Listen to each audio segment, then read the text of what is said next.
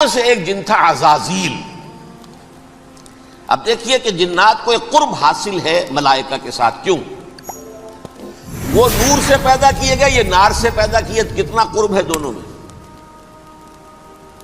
انسان پیدا کیا گیا مٹی سے، مٹی انرٹ ہے، آگ بھڑکتی ہے، اوپر اٹھتی ہے، شعلہ زن ہوتی ہے، انرجی ہے اس میں۔ نور اور نار میں بڑا قرب ہے، اور عربی کے ایک قاعدے سے تو یہ ایک ہی لفظ ہے، مادہ ایک ہی ہے، حروف علت جو ہے ایک دوسرے کی جگہ آ جاتی، تو یہ قرب ہے۔ اگرچہ زمین و آسمان کا فرق ہے دونوں میں۔ فرشتہ نور سے پیدا کیا گیا ہے، وہ پاک ہے، وہ اللہ کے کسی حکم کی خلاف ورزی کر ہی نہیں سکتا۔ لا یعصون اللہ ما امرہم ویفعلون ما یؤمرون، وہ جو بھی اللہ تعالیٰ حکم دیتا ہے اس کی کوئی معصیت یا نافرمانی نہیں کرتے، بلکہ جو حکم لیا جاتا ہے مان لیتے ہیں۔ ذرا سا اشکال ہوا تھا، پوچھ لیا، جواب مل گیا، خاموش ہو گئے بس۔ لیکن عزازیل نامی ایک جن تھا، جو ایک تو جن ہونے کی نسبت سے فرشتوں سے کچھ نہ کچھ مماثلت تھی، قرب تھا، دوسرے یہ علم میں، زہد میں، عبادت میں اتنا اونچا تھا، اتنا اونچا تھا، اتنا اونچا تھا کہ یہ ملائکہ ہی کے صف میں شامل ہو گیا۔ اس نے علم بغاوت بلند کر دیا۔ جب حکم دیا گیا کہ سجدہ کرو آدم کو، اب یہ دیکھیے کس قدر یہ اہم مضمون ہے، اور آپ سوچ رہے ہیں یہ باتیں آج پہلی مرتبہ ہمیں اس طرح سنائی جا رہی ہیں، یہ باتیں تو علم میں آتی نہیں ہمارے۔ وجہ کیا ہے؟ آپ کو دلچسپی نہیں ان چیزوں سے۔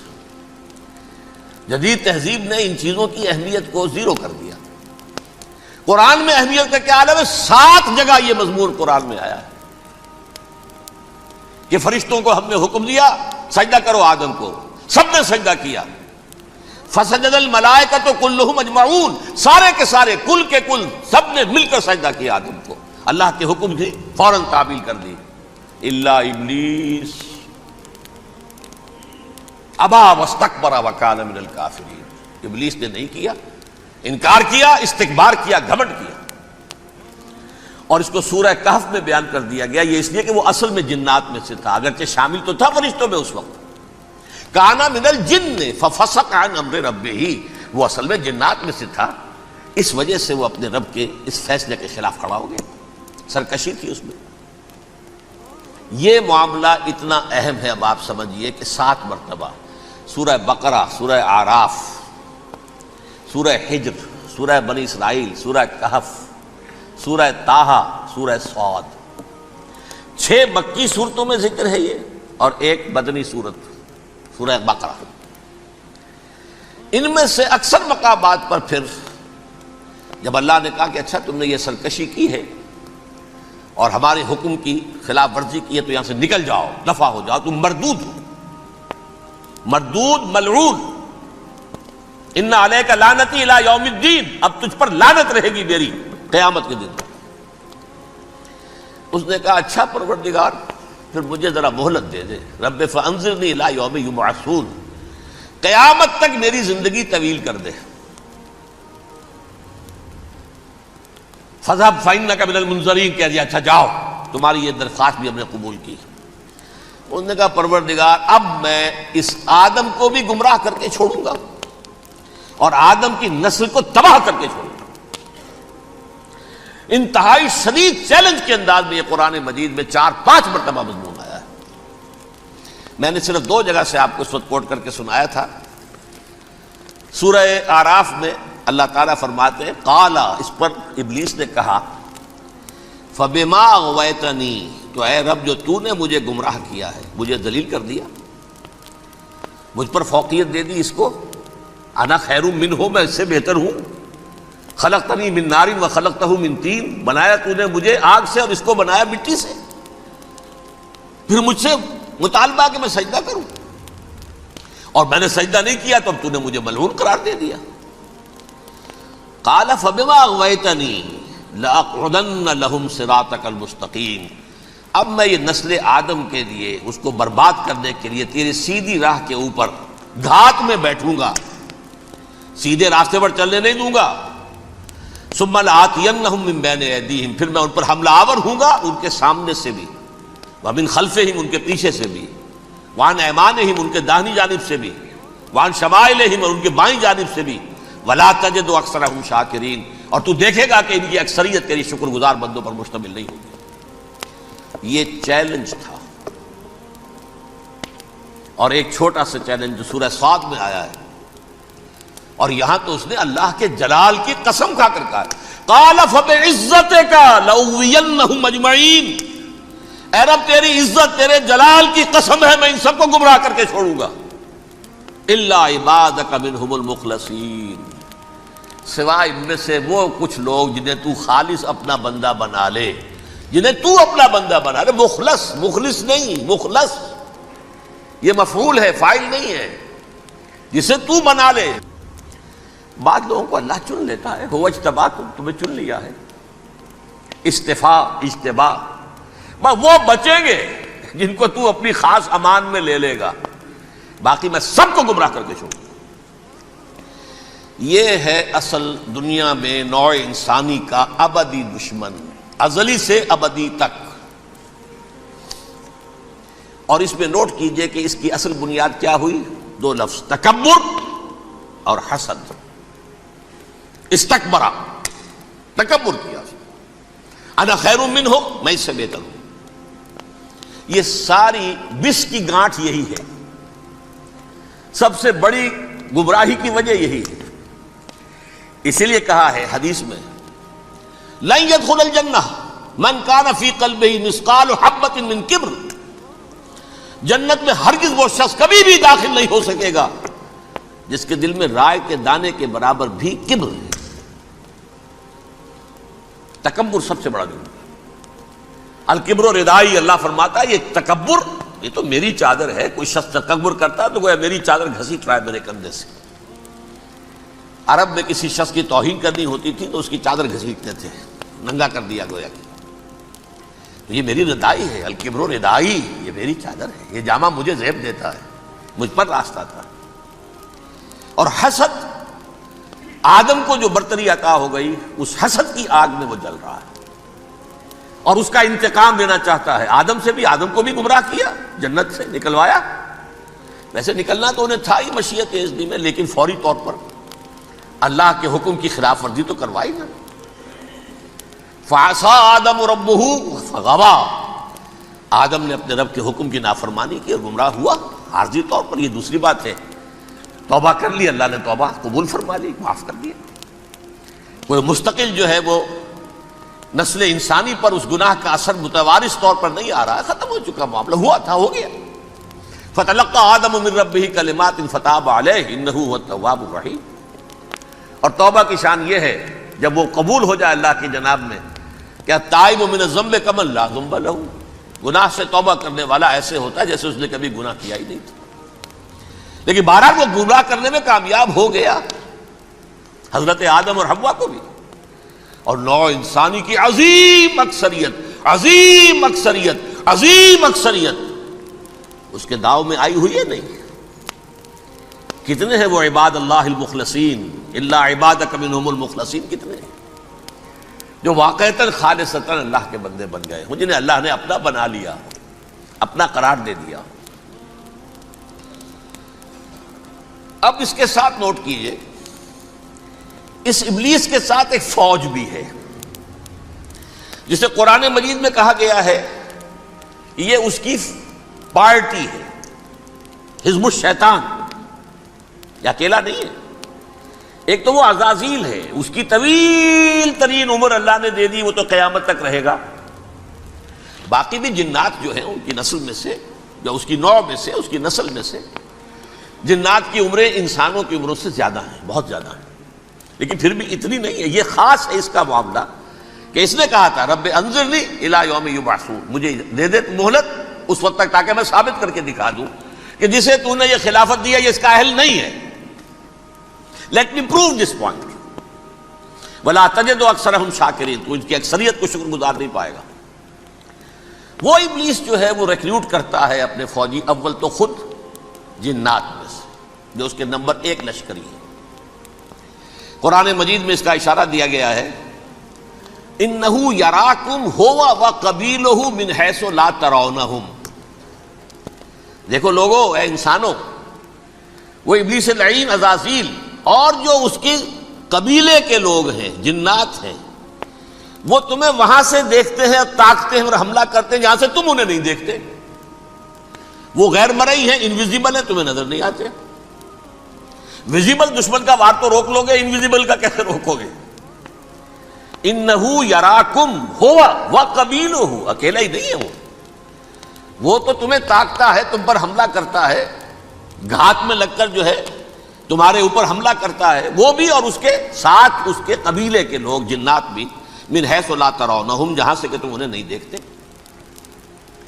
لیکن اس کے علاوہ وہ انسانوں میں سے بھی ریکریوٹ، رنگ روٹ وہ برپا کرتا، وہ جو ہے ان کو اپنے پاس رکھتا ہے فوج کے اندر. جس کی سب سے بڑی مثال کیا ہے؟ سورہ مجادلہ میں اللہ تعالیٰ نے منافق، حالانکہ وہ کون تھے؟ بظاہر حضور کا کلمہ پڑھنے والے، حضور کے پیچھے نماز پڑھنے والے، اسلام کا دعویٰ کرنے والے، ان کو اللہ فرماتا ہے اولئک حزب الشیطان الا ان حزب الشیطان هم الخاسرون، یہ شیطان کی پارٹی کے لوگ. وہاں مقابلے میں آیا ہے اولئک حزب اللہ الا ان حزب اللہ هم المفلحون. یہ دو پارٹیاں ہیں، حزب اللہ اللہ کی پارٹی جو اس کے مخلص بندے ہیں، وہ اللہ کی پارٹی، اور جو شیطان کے مرید بن گئے اس کے ہاتھ پر بیعت کر لی، لہذا وہ اس شیطان کی پارٹی کے لوگ ہیں، چاہے وہ انسان ہو چاہے جن ہو. تو انسانوں میں سے بھی اس کے حزب میں، اس کی پارٹی میں اس کے ایجنٹ ہیں اور بہت ہیں، بلکہ بہت سے تو ایسے ہیں کہ جو جنات کے بھی کان کتر دیں، ان کو بھی شیطنت سکھا دیں، پڑھا دیں. لیکن اب ایک بات سمجھیے، ایک دنیا میں نسل اور قوم بھی ایسی ہے جو ایک خاص وقت سے بحیثیت مجموعی من حیث القوم ابلیس کی ایجنٹ بن گئی ہے. وہ کون ہے؟ وہ یہودی ہے. یہ یہودی قوم جو ہے، اس میں ایک تو کچھ یہ کہ ان کی فطرت کے اندر یہ تھا کہ ہم ہیں اصل انسان، باقی انسان جو ہے وہ انسان نما حیوان ہے، ان کی کوئی حیثیت ہی نہیں. ہم ہیں اصل انسان، نحن ابناء اللہ واحباؤہ. باقی یہ جنٹائلز، یہ گوئمز، غیر یہودی، یہ تو حیوانات ہیں. اب جیسے کہ انسانوں کو حق ہے کہ حیوانوں کو ایکسپلائٹ کریں، استعمال کریں. گھوڑے کو آپ ٹانگے میں باندھتے ہیں کہ نہیں؟ اس کی پسینے کی اور محنت کی کمائی ہے جو کھاتا ہے ٹانگا چلانے والا. البتہ یہ ضرور ہے کہ چونکہ اگلے روز پھر جوتنا ہے تو کچھ نہ کچھ تو اسے بھی کھلائے گا نا، اپنی کمائی میں سے کچھ دانے کھلائے گا، کچھ اور گھاس دے گا. یا بیل کو جوتنا ہے ہل میں تو کچھ نہ کچھ اس کو دینا ہوگا کھانے کو، لیکن پھر اسے استعمال کرنا ہے. تو ان کا مستقل قول یہ ہے کہ اصل انسان ہم ہیں، باقی پوری نوع انسانی ہمارے لیے حیوانوں کے درجے میں. ہم چاہیں جس طرح انہیں استعمال کریں، ایکسپلائٹ کریں، دھوکہ دیں، جیسے چاہیں، لوٹیں، کھسوٹیں، سب کچھ کریں، بدعہدی کریں، ان سے سود لیں، سب کریں، جو بھی ممکن طریقہ ہو. یہ ہمارے لیے، ہم ڈومینیٹ کریں گے اور یہ در حقیقت ہمارے اعلی کار ہیں. ایک تو اس اعتبار سے یہود بقیہ پوری نوع انسانی کے دشمن بن گئے. قرآن مجید کی وہ آیت بھی میں نے آپ کو سنائی ہے، وَقَالُوا لَيْسَ عَلَيْنَا فِي الْأُمِّيِّينَ سَبِيلٌ. یہ امیین کہتے تھے نا ان کو، جو غیر یہودی ہیں، کیونکہ ان کے پاس کتاب تھی، تورات تھی، اور کتاب نہیں تھی کسی کے پاس.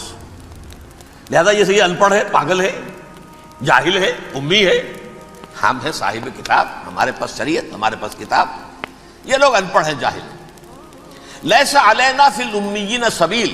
ان امیین کو ہم لوٹیں، کھسوٹیں، دھوکہ دیں، فریب سے جو کریں، چوری کریں، ڈاکہ ڈالیں، جیب کے قطرے، جس طرح بھی کریں ہمارے لیے جائز ہے. ہمارے اوپر کوئی گرفت نہیں ہوگی. اللہ تعالیٰ ہم سے یہ نہیں پوچھے گا تم نے جھوٹ کیوں بولا تھا اس کے ساتھ، تم نے وعدہ خلافی کیوں کی تھی اس کے ساتھ، تم نے کیوں دھوکہ دیا تھا اس کو، تم نے کیوں اس کا مال جو ہے غبن کر لیا تھا، ہڑپ کر لیا تھا. نہیں، ہم پر پوچھ نہیں ہے. اس اعتبار سے ایک تو یہ انسانیت کی دشمنی ان کی گھٹی میں پڑ گئی. اس غلط خیال کی وجہ سے ہم تو بخشے بخشائے ہیں، we are the chosen people of the lord. ہمیں تو اللہ اگر جہنم میں داخل بھی کرے گا تو صرف چند دن، لن تمسنا النار الا ایاما معدودات، باقی اصل میں تو ہم تو اللہ کے پسندیدہ، نحن ابناء اللہ واحباہ، اس کے بیٹوں کے مانند بڑے چہیتے ہیں، لاڈلے ہیں۔ یہ باقی دنیا، باقی انسان ہماری چراہ گاہ ہے، جیسے چاہے چریں، جس طرح چاہے ہڑپ کر جائیں۔ یہ تو ان کا پہلے سے مستقل معاملہ تھا، لیکن اس کے بعد ان کی تاریخ میں ایک دور وہ آیا جب حضرت مسیح علیہ السلام ان میں مبعوث کیے گئے۔ یہ 1400 سالہ تاریخ کا کلائمیکس ہے یہود کی۔ جب کتاب انہیں دی گئی تھی تورات حضرت موسیٰ کے ذریعے، وہ 1400 قبل مسیح کا واقعہ ہے۔ اس وقت سے لے کر اللہ کا وہ فضل ان پر ہوا کہ کوئی ایک لمحہ ایسا نہیں آیا 1400 برس میں کہ ان کے ہاں کوئی نہ کوئی نبی موجود نہ۔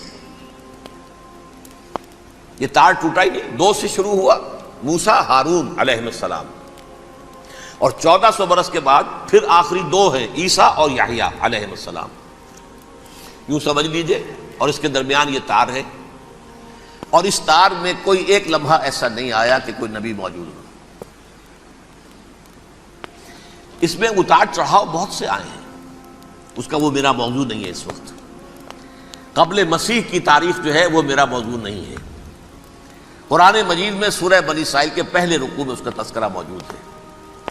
وَقَضَيْنَا إِلَىٰ بَنِي إِسْرَائِيلَ فِي الْكِتَابِ لَتُفْسِدُنَّ فِي الْأَرْضِ مَرَّتَيْنِ وَلَتَعْلُنَّ عُلُوًّا كَبِيرًا، 2 مرتبہ ان پر عذاب کے کوڑے برسے، پہلے اشوریوں کے ذریعے سے جو شامی تھے، سیرینز اشوری کہلاتے ہیں، پھر بابلیوں کے ذریعے سے یعنی عراقیوں کے ذریعے سے، بیبیلونیا نام تھا عراق کا پہلے، ان پر بہت بڑی بڑی تباہیاں آئیں، اللہ تعالیٰ کی طرف سے عذاب آئے۔ اس کے بعد پھر دوسرے دور میں دوسرا اقتدار کا دور آیا، خربستیاں بڑھ گئیں، تو پہلے گریکس کے ذریعے سے، یونانیوں کے ذریعے سے، اور پھر رومیوں کے ذریعے سے انہیں پسوایا گیا۔ یہ دور گزر چکے تھے ان پر، 2 عروج کے دور اور 2 زوال کے دور۔ میری چھوٹی سی کتاب ہے تنظیم اسلامی کا تاریخی پس منظر، شاید 6-7 روپے کی ہوگی، اس کو آپ دیکھیں گے تو اس میں اس کا پورا نقشہ آپ کو مل جائے گا۔ ویسے تو یہ کہ میری جو ذرا بڑی کتاب ہے سابقہ اور موجودہ مسلمان امتوں کا ماضی، حال اور مستقبل، اس میں میں نے ان معاملات پر بڑی تفصیل سے بحث کی۔ بہرحال یہ جو دور تھا ان کا 1400 سالہ، وہ اونچ نیچ سے ہوتا ہوا جب آیا ہے حضرت مسیح کی بعثت پر، تو ان کی شرارت کی انتہا یہ ہو گئی کہ اللہ تعالیٰ نے مسیح کو رسول بنا کر بھیجا، رسولاً الی بنی اسرائیل۔ حضرت موسیٰ اور حضرت عیسیٰ کے درمیان رسول کوئی نہیں ہے، سب نبی ہیں۔ حضرت موسیٰ رسول تھے اور حضرت عیسیٰ رسول ہیں، درمیان میں داؤد ہو، سلیمان ہو، یشعیاہ ہو، زکریا ہو، یہ سب نبی ہیں، یحییٰ نبی ہیں، رسول نہیں ہے، لہذا وہ شہید کر دیے گئے۔ رسول شہید نہیں ہو سکتا، قتل نہیں ہو سکتا۔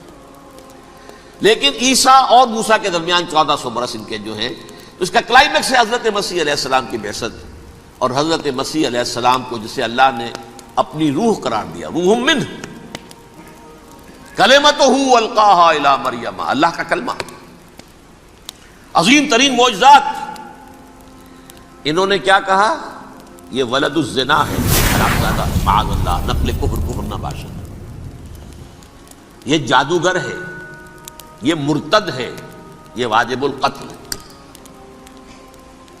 اصل حکومت اس وقت رومیوں کی تھی حکومت، لیکن انہوں نے انہیں آٹونومی دے رکھی تھی، اپنے مذہبی معاملات تم خود طے کر سکتے ہو۔ تو کائفاس جو اس وقت کا ان کا ہیڈ ربائی تھا سب سے بڑا، اس کی عدالت نے فیصلہ کیا مسیح کو سولی چڑھا دیا جائے۔ پائلیٹس پونٹس، اس کے پاس ان کی ارزداشت پہنچ گئی، یہ ہمارا مجرم ہے مذہبی، یہ مرتد ہے، یہ کافر ہے، یہ جادوگر ہے، یہ واجب القتل ہے، اسے قتل کر دو، سولی چڑھا دو۔ خیر وہ لمبی بات ہو جائے گی، اس نے تو اپنے ہاتھ دھوئے کہ صاحب ہمارے پاس کوئی جرم نہیں ہے اس کے خلاف، تم کہتے ہو تو ٹھیک ہے، سولی چڑھا دیتے۔ یہ دوسری بات ہے کہ اللہ نے حضرت مسیح کو اٹھا لیا آسمان پر، ان کی جگہ وہ شخص سولی چڑھا جس نے غداری کر کے گرفتار کروایا تھا، جوڈاس اسکیریوٹ، اس کی شکل اللہ نے بدل دی حضرت مسیح کی سی، اور حضرت مسیح کو فرشتے اٹھا کے اوپر لے گئے، وہ زندہ آسمان پر اٹھا لیے گئے۔ اور یہ ساری تفاصیل نہ قرآن میں ہے نہ حدیث میں ہے، یہ انجیل میں ہے، لیکن انجیل کون سی؟ برنباس کی انجیل، gospel of the lord according to saint Barnabas. یہ حواریین مسیح میں سے تھے، لیکن عیسائی ان کو تسلیم نہیں کرتے، ان کی بائبل کو صحیح نہیں مانتے، کینونیکل نہیں مانتے۔ 100 انجیلیں تھیں، 104 تھی جن میں سے 4 چنی ہیں انہوں نے، یہ متی اور جان اور مرقس مارکس، یہ ہے، تو یہ 4 انجیلیں ہیں انہوں نے تسلیم کی کہ یہ کینونیکلز ہیں، یہ تو ہیں حقیقی، باقی جو ہیں 100 اس کو وہ تسلیم نہیں کرتے۔ ان میں سے ایک ہے یہ برنباس، اس میں یہ تفصیل ہے کہ اللہ تعالیٰ نے اس شخص کی، جیوڈاس کی، یہودا جیوڈاس اس کو انگریزی میں کہتے ہیں، اس کی شکل بدل دی حضرت مسیح کی سی، وہ گرفتار ہوا، وہ سولی چڑھا، وہ غدار تھا، غداری کی سزا اسے ملنی تھی، وہ مل گئی۔ حضرت مسیح کو فرشتے 4 اٹھ رہے ہیں، جس کوٹڑی میں حضرت مسیح مقیم تھے، ایک باغ کے اندر روپوش تھے، اس کی چھت پھٹی ہے، 4 فرشتے آئے ہیں، حضرت مسیح کو اٹھا کر لے گئے ہیں، چھت برابر ہو گئی ہے، اس کے بعد وہ شخص پکڑا گیا۔ بہرحال حضرت مسیح کو اللہ نے اٹھا لیا آسمان، لیکن وہ دن ہے کہ اس قوم کو اب مغضوب علیہم قرار دے دیا گیا۔ نوٹ کر لیجئے، اصل میں تو ہونا یہ چاہیے تھا کہ رسول کی جان کے درپے جب کوئی امت ہو جاتی تھی تو اللہ کا قاعدہ یہ تھا کہ اس امت کو نسیہ منسیہ کر لیا جائے۔ حضرت نوح کی قوم کو ختم کیا یا نہیں؟ حضرت ہود کی نگاہوں کے سامنے قوم عاد برباد کی گئی یا نہیں؟ حضرت صالح کی نگاہوں کے سامنے قوم سمود برباد ہوئی؟ یہ اللہ کا قاعدہ رہا۔ سدوم اور عمورہ کی بستیاں حضرت لوط علیہ السلام جہاں بھیجے گئے، مدین کا علاقہ جہاں حضرت شعیب بھیجے گئے، آل فرعون جن کی طرف موسیٰ کو بھیجا گیا، سب ہلاک کر دیے گئے، کیونکہ رسولوں کے بارے میں اللہ کا ذات، نبیوں کے بارے میں یہ بات نہیں ہے۔ نبی آیا، اس نے دعوت دی، جس نے مان لیا اچھا کیا، اپنے لیے اچھا کیا، نہیں مانا اس کی اپنی جو ہے عاقبت برباد ہو گئی۔ دنیا میں کوئی فیصلہ اس کا نہیں ہوتا، لیکن رسولوں کا معاملہ یہ ہوتا ہے کہ دنیا میں وہ اللہ کی عدالت بن کر آتے ہیں، مانو گے تو بچو گے، نہیں مانو گے ہلاک ہو جاؤ۔ تو اس اعتبار سے وہ مستحق تو ہو چکے تھے اس کے کہ انہیں ہلاک کر دیا جائے۔ اب اللہ کی کوئی خصوصی مشیت ہے، اس میں کیا حکمت ہے، وہ ہے ایک حکمت، میں بعد میں اگر وقت ہوا تو بتاؤں گا۔ فیصلہ یہ کیا اللہ نے کہ حضرت مسیح کو تو اٹھا لیا زندہ، اور ان کی رسی ابھی مزید دراز کر دی، کہ ان کو ابھی مہلت دے دی کہ تمہیں آخری استیصال، جس کو عذاب اکبر کہتا ہے قرآن، سورہ سجدہ جو حضور ہر جمعے کی پہلی رکعت میں فجر میں پڑھتے تھے، وَلَنُذِيقَنَّهُم مِّنَ الْعَذَابِ الْأَدْنَىٰ دُونَ الْعَذَابِ الْأَكْبَرِ لَعَلَّهُمْ يَرْجِعُونَ، چھوٹے چھوٹے عذاب اور ایک بڑا عذاب، جبکہ قوم بالکل برباد، نسیم منسیہ، کأن لم یغنوا فیہا، ایسے ہو جائیں جیسے کوئی تھے ہی نہیں آباد یہاں، لا یرا الا مساکنہم، اب ان کے مسکن نظر آتے ہیں، مکین نظر نہیں آتے۔ یہ عذاب اکبر جو ہے وہ ان پر نہیں آیا، حالانکہ وہ مستحق ہو گئے تھے اسی وقت۔ اس کو یوں سمجھیے کہ کسی شخص کو پھانسی کا حکم تو ہو جائے، ایگزیکیوشن نہیں ہوتا ہے، کئی سال گزر جاتے ہیں پڑے ہوئے، اور معاملات جو ہیں وہ چلتے رہتے ہیں۔ یہ معاملہ ہوا اس کے ساتھ، ورنہ یہ مستحق ہو چکے تھے آخری بربادی تباہی کے، عذاب استیصال، جڑ سے کاٹ دینے والا عذاب، وہ آ سکتا تھا ان پر اسی وقت، لیکن اللہ نے ان کی مہلت دراز کی ہے۔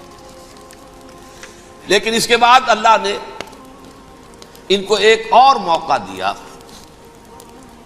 600 برس بعد حضرت مسیح کے محمد الرسول اللہ صلی اللہ علیہ وسلم کی بعثت ہوئی، اور یہ میں سمجھتا ہوں کہ اس قوم پر اللہ کا اتنا بڑا فضل تھا، اتنا بڑا فضل تھا، اتنا بڑا فضل تھا۔ اب پھر ایک موقع دیا، عسیٰ ربکم ان یرحمکم وان عدتم عدنا، دیکھو اب بھی تمہیں ہم ایک موقع دے رہے ہیں، تمہارا رب تمہارے اوپر اب بھی فضل کرنے کو تیار ہے، رحم فرمانے کو تیار ہے۔ ان ھذا القرآن یہدی للتی ہی اقوم، اس قرآن کے سائے میں آ جاؤ، یہ شاہدرا ہے ہدایت میں آنے کا، اس میں داخل ہو جاؤ، محمد کی تصدیق کرو صلی اللہ علیہ وسلم، دامن محمدی میں آ جاؤ، اب بھی ہم تمہارے گناہ بخش دیں۔ لیکن نہیں، اس قوم نے حضرت محمد صلی اللہ علیہ وسلم کی دشمنی کی کمر کس لی، اور اب یوں سمجھیے اس تاریخ سے لے کر آج تک یہ گٹھ جوڑ ہے۔ ظاہر بات ہے کہ ابلیس کا بھی اصل دشمن اب کون ہے، یا ہدف کون ہے، ٹارگٹ کون ہے؟ جنہوں نے محمد کو نہیں مانا صلی اللہ، وہ تو ہے ہی جہنمی، ان پر کوئی اور محنت کرنے کی ضرورت کیا ہے؟ سمجھ گئے میری بات؟ حضور کی بعثت کے بعد جنہیں حضور کو رد کر دیا، ان پر ایمان نہیں لائے، وہ کون ہے؟ کافر، وہ جہنمی ہے ہی ہے۔ لہذا اس کے اوپر کوئی محنت صرف کرنے کی ابلیس کو ضرورت نہیں، اس کا اصل ٹارگٹ امت محمد ہے صلی اللہ علیہ وسلم۔ وہ ساری نوع انسانی کی دشمنی اب آ کر مرکوز ہو گئی ہے امت محمد صلی اللہ علیہ وسلم کی دشمنی پر۔ اور اسی طرح یہود کا معاملہ، اگرچہ ویسے پوری نوع انسانی کے دشمن ہیں، انہیں حیوان سمجھتے، ان کی جان مال اپنے لیے مباح سمجھتے ہیں، جس طرح چاہیں لوٹیں کھسوٹیں کھائیں پیئیں انہیں، لیکن اب ان کی بھی دشمنی کا سب سے بڑا مرکز امت محمد۔ کیوں؟ وہی تکبر اور حسد، وہی بیماریاں۔ انہیں تکبر یہ ہو گیا تھا کہ 2000 سال سے یہ نبوت ہماری میراث، ہماری جاگیر، بنو اسرائیل کے اندر سینکڑوں نبی آئے، 3 کتابیں اللہ نے ہمیں عطا کی، یہ کہاں سے آ گیا محمد صلی اللہ علیہ وسلم؟ معاذ اللہ ثم معاذ اللہ، یہ امیین میں سے، یہ جنٹائلز میں سے، یہ گوئنز میں سے، یہ حقیر ان پڑھ، کہاں ہم کہاں یہ نہیں تسلیم کریں گے۔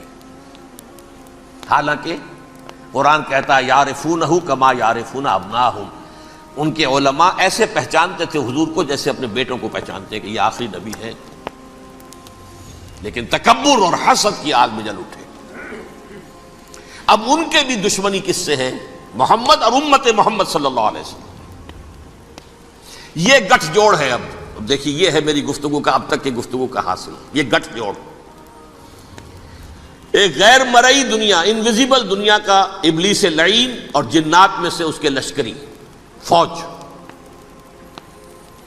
انسانوں میں سے ویسے تو اور بھی بہت جگہ اس کے ایجنٹ ہے، مسلمانوں میں بھی ہے، لیکن بحیثیت قوم، بحیثیت مجموعی، ایک پوری قوم، ایک پوری نسل جو ہے اس کے ساتھ گٹھ جوڑ ہے۔ ان دونوں کی گٹھ جوڑی کے ساتھ یہ دشمن دون ہیں انسانیت کے، پہلا دشمن ابلیس لعین، عزازیل لعین، اور دوسرے دشمن یہود ملعون۔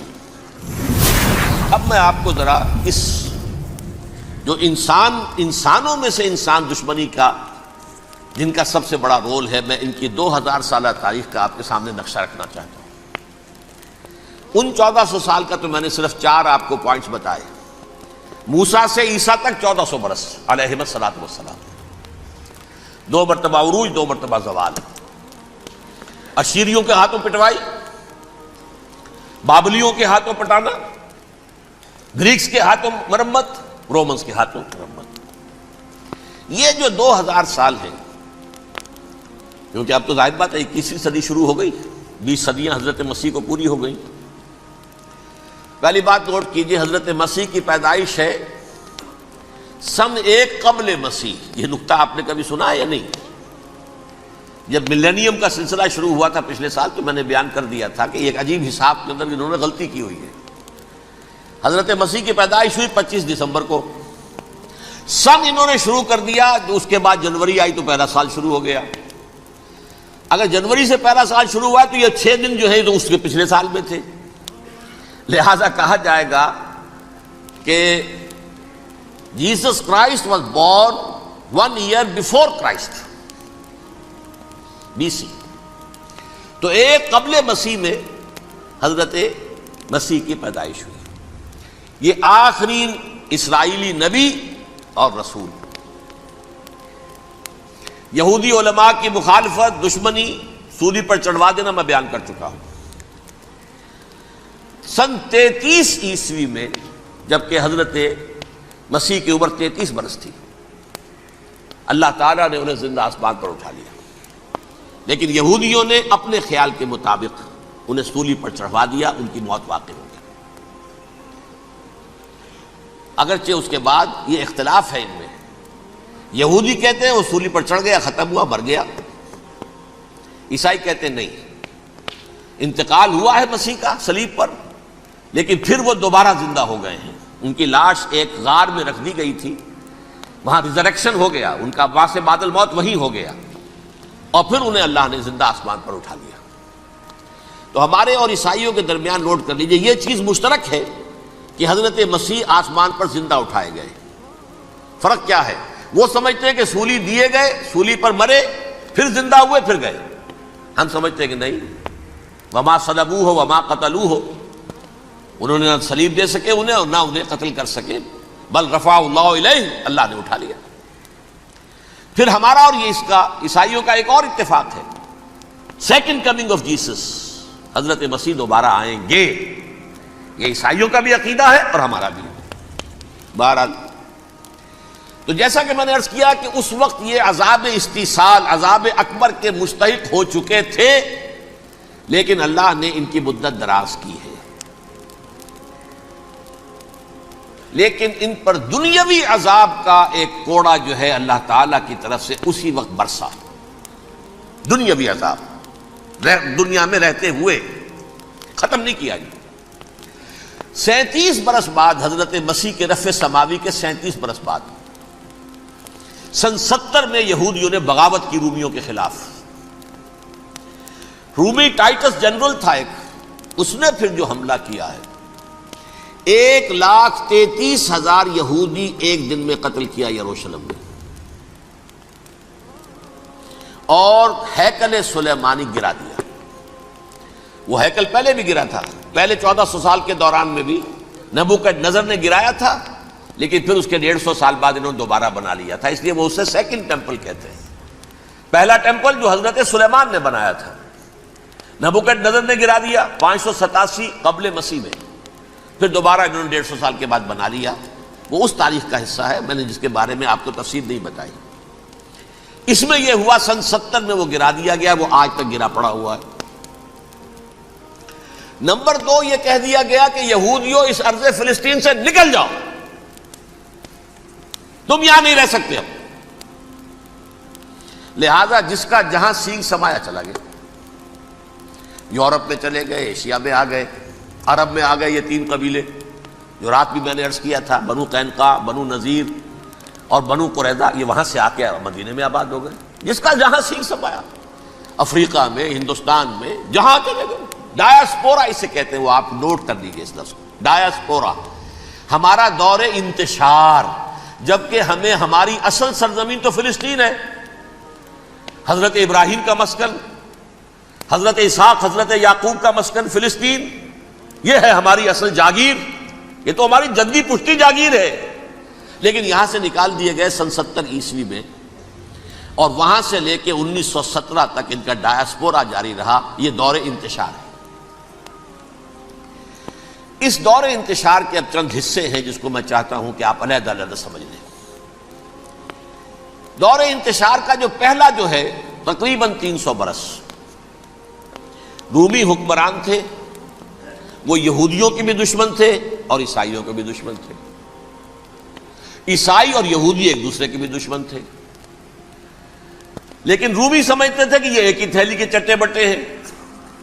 رومیوں کے نزدیک عیسائی بھی یہودیوں ہی کا ایک فرقہ تھے، کوئی علیحدہ مذہب تو تھا ہی نہیں. لہذا رومی جو ہیں رومنز، وہ ان دونوں کو ستاتے تھے، مارتے تھے، اور یہ آپس میں لڑتے تھے. یہودی عیسائیوں کو مارتے تھے، عیسائی یہودیوں کو مارتے تھے. یہ ہے 300 برس تک کی تاریخ.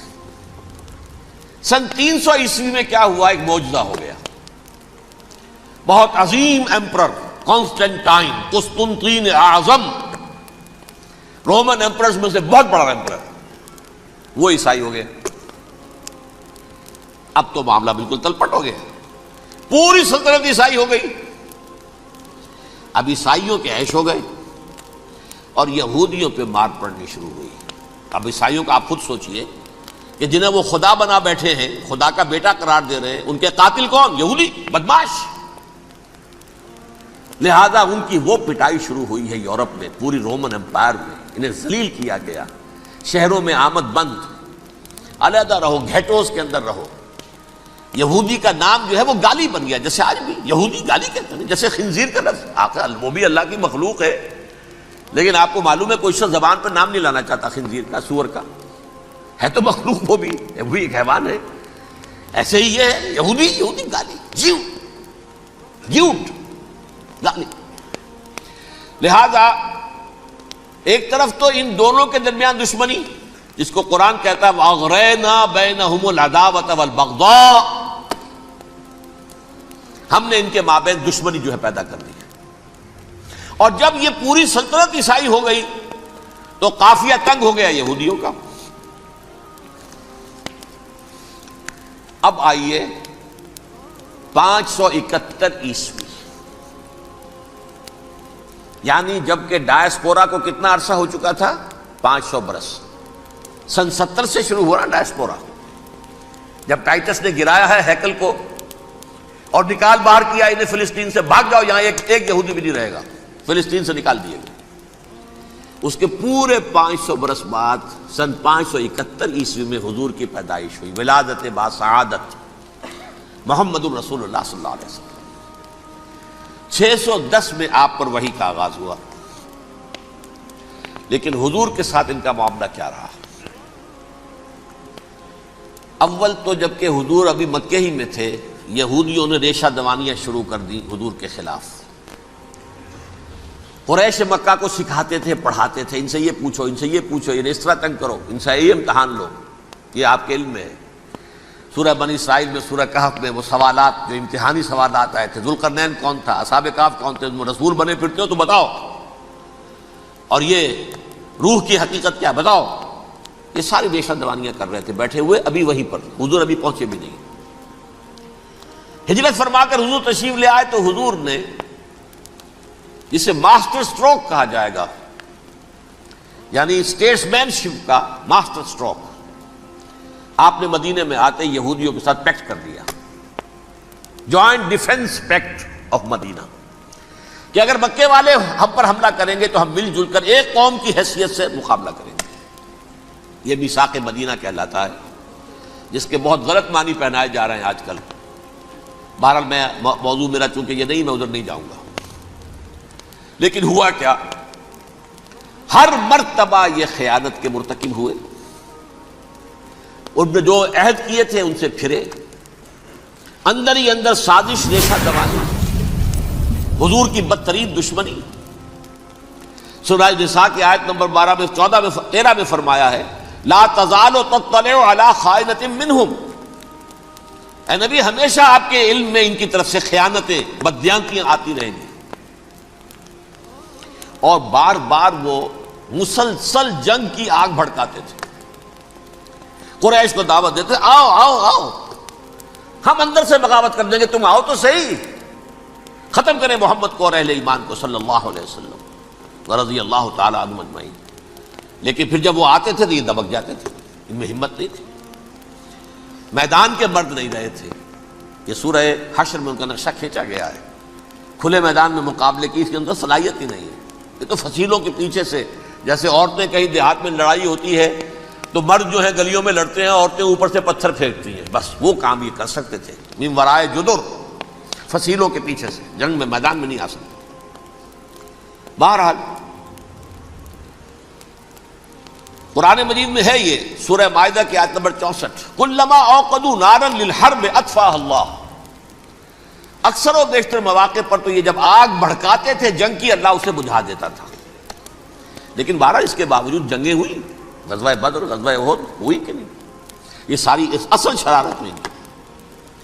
اور اس کے نتیجے میں حضور نے پھر ایک ایک کر کے 3 قبیلوں کو سزا دی۔ غزوہ بدر کے فوراً بعد بنو قینقاع نکالے گئے مدینے سے، غزوہ احد کے فوراً بعد بنو نذیر نکالے گئے، اور غزوہ احزاب کے بعد بنو قریظہ نکال دیے گئے۔ یہ تو میں نے آپ کے سامنے رکھ دیا صرف حضور کے زمانے میں ان کا کیا رویہ رہا، دشمن۔ رات بھی ہم نے وہ آیت پڑھی تھی، لَتَجِدَنَّ أَشَدَّ النَّاسِ عَدَاوَةً لِلَّذِينَ آمَنُوا الْيَهُودُ وَالَّذِينَ أَشْرَكُوا۔ اہل ایمان کی دشمنی میں شدید ترین تم پاؤ گے یہودیوں کو اور مشرکین، مشرکین بھی بعد میں ہے، پہلے یہودی۔ حضور کے بعد کیا ہوا اب یہ نوٹ کیجئے، یہ ان کی تاریخ کا دوسرا دور۔ حضرت عمر رضی اللہ تعالیٰ عنہ کا عہد خلافت ہے، بیت المقدس کا محاصرہ کیا گیا، فصیل بڑی اونچی، شہر اندر سے سیلف سفیشینٹ، حملے کا راستہ کوئی نہیں، محاصرہ طول کھینچ رہا ہے، لیکن ان کے پاس رسد بھی موجود ہے، پانی بھی موجود ہے، وہ دروازے بند کر کے بیٹھے ہوئے ہیں۔ بالآخر اللہ تعالیٰ کی مشیت کا ظہور کیسے ہوا؟ ان کے کچھ علماء آئے فصیل پر، کہا دیکھو مسلمانوں، تم قیامت تک بھی یہاں پڑے رہو گے محاصرہ کر کے ہمارا، یہ شہر فتح نہیں ہوگا۔ ہاں ایک درویش بادشاہ کے ہاتھوں یہ شہر فتح ہونا ہے، لیکن تمہارے اندر ہمیں وہ نظر نہیں آ رہا۔ ابو عبیدہ بن الجراح رضی اللہ تعالی عنہ امین هذه الامہ، ان کا فوراً ذہن گیا وہ درویش بادشاہ مدینے میں بیٹھا ہوا ہے عمر رضی اللہ تعالی۔ اب ایک اور عمر بھی ہے جو قندھار میں بیٹھا ہے، نقشہ وہی ہے، سادگی کی حد تک نقشہ وہی ہے، بالکل وہی، اپنی آنکھوں سے دیکھا ہے وہی سادگی۔ عمر اول عمر ثانی تھے عمر بن عبدالعزیز۔ اب ایک اللہ کے فضل سے اللہ تعالیٰ ایدہ اللہ بنصرتہ، اللہ تعالیٰ ان کی نصرت فرمائے، دشمنوں کو ان کے مقابلے میں نیست و نابود کرے۔ انہوں نے ریکویسٹ بھیج دی کہ حضور تشریف لائیے، یہ شہر فتح ہو جائے گا۔ وہ ہے سفر تاریخی، اتنا طویل سفر، تقریباً 700 میل، ایک اونٹ، ایک خادم، ایک منزل پہ امیر المومنین اوپر بیٹھے، خادم آگے چل رہا ہے، اگلی منزل پہ خادم اوپر بیٹھا ہے، امیر المومنین آگے جا رہے ہیں۔ اور جب پہنچے ہیں تو وہ باری تھی خادم کی، انہوں نے ہاتھ جوڑ دیا حضور خدا کے لیے، تم کیا کہیں گے لوگ، وہ میرا برا حال کر دیں گے، تمہیں شرم نہیں آئی؟ امیر المومنین پیدل آگے چل رہے ہیں نکیل پکڑ کر، اور تم بیٹھے ہو اوپر براجمان ہو۔ حضرت عمر فرمایا الدور دورک، نہیں باری تمہاری ہے، بیٹھ۔ اس حال میں پہنچے ہیں، اور پھر یہ کہ ابو عبیدہ بن الجراح آئے ہیں، استقبال کیا ہے تو دیکھا ہے اس حال میں چلے آ رہے ہیں، عمر نکیل پکڑے ہوئے چلے آ رہے ہیں، اور کہتے ہیں کہ کہیں کیچڑ ویچڑ تھا، جوتے خراب ہو گئے تھے، وہ بھی اتار کے ہاتھ میں پکڑے ہوئے، کپڑے تو تھے ہی پھٹے ہوئے۔ انہوں نے کہا بھی حضرت ابو عبیدہ نے، دیکھیے یہ بڑا متمدن ملک ہے، بڑا مہذب علاقہ ہے یہ، آپ ذرا حلیہ اپنا درست فرما لیں تب جا کے پیش ہم آپ کو کریں گے۔ آپ نے فرمایا نحن قوم اعزنا اللہ بالاسلام، ہم وہ قوم ہیں جنہیں اللہ نے عزت دی ہے اسلام کے ذریعے سے، کپڑوں کے ذریعے سے نہیں، دولت کے ذریعے سے نہیں۔ اسی حال میں گئے ہیں، اوپر سے انہوں نے کھڑے ہو کر نشانیاں دیکھی ہیں، اپنی کتابیں کھولی، ہاں یہ وہی ہے، اچھا لو جی سرنڈر، شہر تمہارے ہاتھ میں۔ خون کا ایک قطرہ نہیں بہا اور بیت المقدس فتح ہو گیا۔ لیکن اس وقت حضرت عمر نے ایک نرمی یہ کی کہ یہودیوں کے لیے بھی اسے اوپن سٹی قرار دے دیا۔ یہ احسان عظیم حضرت عمر کا، اس سے پہلے یہودی آ ہی نہیں سکتا تھا، داخل ہی نہیں ہو سکتا تھا، وہاں وہ آ کر وزٹ نہیں کر سکتا تھا، زیارت نہیں کر سکتا تھا اپنے مقدس مقامات کی۔ حضرت عمر نے یوں سمجھیے کہ تقریباً 550 برس کے بعد ان کے لیے راستہ کھولا ہے کہ ہاں تم آ سکتے ہو، زیارت کر سکتے ہو۔ لیکن یہ عیسائیوں نے لکھوایا معاہدے کے اندر، انہیں یہاں آپ آباد ہونے کی اجازت نہیں دیں گے، لیکن کم وزٹ دی پلیسز، دیکھیں زیارتیں کریں اور جائیں۔ یہ معاہدہ حضرت عمر کا ہے رضی اللہ تعالیٰ، جو پھر خلافت راشدہ کے بعد بنو امیہ نے بھی اس کو آرڈر کیا، بنو عباس نے کیا، پھر جو ہمارے یہ ترکوں میں اندر خلافت آئی تو ترک خلفاء نے بھی اس معاہدے کی پوری پابندی کی۔ فلسطین میں آ سکتے ہیں یہودی صرف زائرین کی حیثیت سے، وہاں آباد نہیں ہو سکتے۔ اب آئیے اگلا دور آیا حضرت عثمان کا دور خلافت۔ یہ ہے وہ وقت کہ اب یہود نے امت مسلمہ کی پیٹھ میں چھرا گھونپا۔ وہ کیسے؟ ایک یہودی عبداللہ ابن سبا اسلام کا لبادہ اوڑھ کر آ گیا، معاشرے کا جائزہ لے لیا، ان میں بنو ہاشم اور بنو امیہ میں جو پرانی کشاکش تھی اس کے کچھ نہ کچھ جراثیم باقی ہیں، اگر ان کو ذرا بھڑکا دے تو مسلمانوں میں انتشار پیدا ہو جائے۔ کہا یہ عثمان کون ہے؟ یہ تو بنو امیہ میں سے ہے، یہ حق تو بنو ہاشم کا ہے، خلافت ان کے پاس ہونی چاہیے، محمد کے تو رشتہ دار وہ ہے صلی اللہ علیہ وسلم۔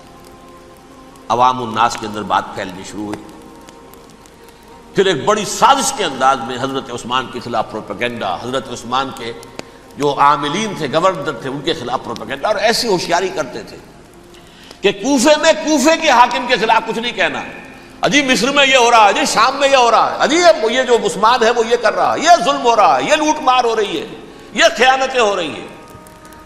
اب نہ تو اس زمانے میں مینز آف کمیونیکیشن، کیسے تصدیق کریں؟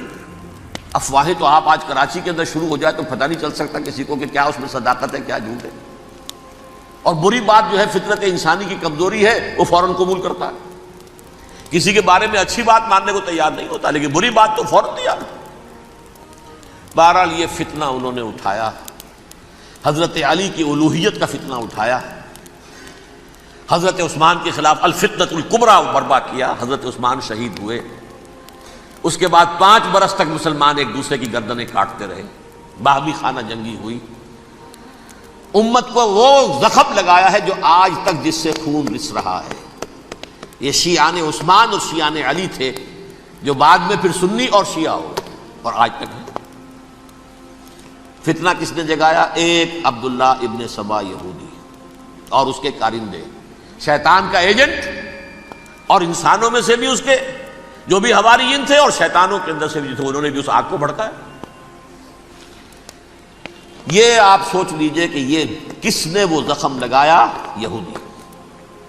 اگلا دور آیا، خلافت راشدہ ختم ہوئی، بنو امیہ کا بھی دور کافی گزر گیا۔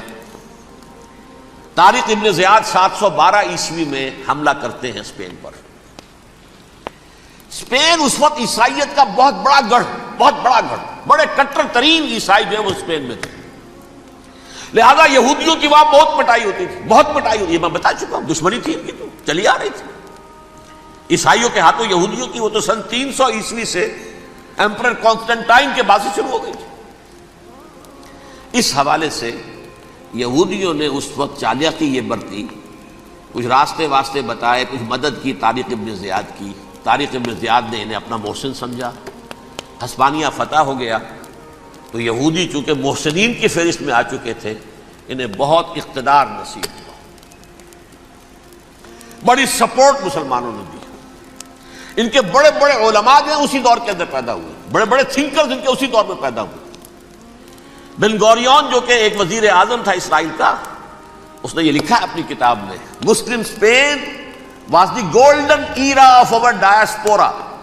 وہ ڈائسپورا جو 70 عیسوی سے شروع ہوا تھا اور 1917 عیسوی تک جاری رہا ہے، اس میں سے گولڈن ایرا ہمارا جو تھا وہ مسلم اسپین تھا۔ ہسپانیہ میں بیٹھ کر ہم نے عیش کیے، لیکن وہاں سے انہوں نے اور جو کچھ کیا، یہ تو داستان کے تو بہت سے گوشے ہیں، لیکن میں جس اسٹریٹ لائن میں چل رہا ہوں اس کے اعتبار سے ایک بات سمجھ لیجیے، وہاں بیٹھ کر انہوں نے اب عیسائیت کی پیٹھ میں چھرا گھونپا، پروٹیسٹنٹ مذہب پیدا کیا، تقسیم کر دیا، جیسے شیعہ سنی کی تقسیم، عبداللہ ابن سبا، رومن کیتھولک اور پروٹیسٹنٹ کی تقسیم، یہودی علماء۔ ہوتا کیا تھا؟ ہسپانیہ کی یونیورسٹیاں ہیں، کارڈووا میں ہے، ٹولیڈو میں ہے، گریناڈا میں ہے، غرناطہ، قرطبہ، تولیتلا، اور وہاں آتے تھے لوگ، فرانس سے چلے آ رہے ہیں نوجوان پڑھنے کے لیے، جرمنی سے چلے آ رہے ہیں، اٹلی سے چلے آ رہے ہیں، 3 ہی ملک قریب ترین پڑھتے ہیں سینٹرل جو یورپ کے ہیں۔ یہاں پر جو ہے وہ اسلام جو نور پھیلا رہا تھا اس سے بھی مستفیض ہوئے، جہالت کے جو ہے پردے ان کے وہ چھٹے، اس کے ساتھ ہی وہ یہودی وہاں ان کے اندر جو جراثیم داخل کر رہے تھے وہ اس عیسائیت کے خلاف بغاوت تھی، جو اس وقت دنیا میں عیسائیت اس وقت تھی، پوپ کا راج تھا دنیا میں اس وقت۔ یورپ میں جو عیسائیت تھی اس میں ایک طرف بادشاہ تھے، لیکن بادشاہوں کی حیثیت وہاں پر یوں سمجھ لیجئے کٹ پتلیوں کی تھی، اصل قوت پوپ کے ہاتھ میں تھی۔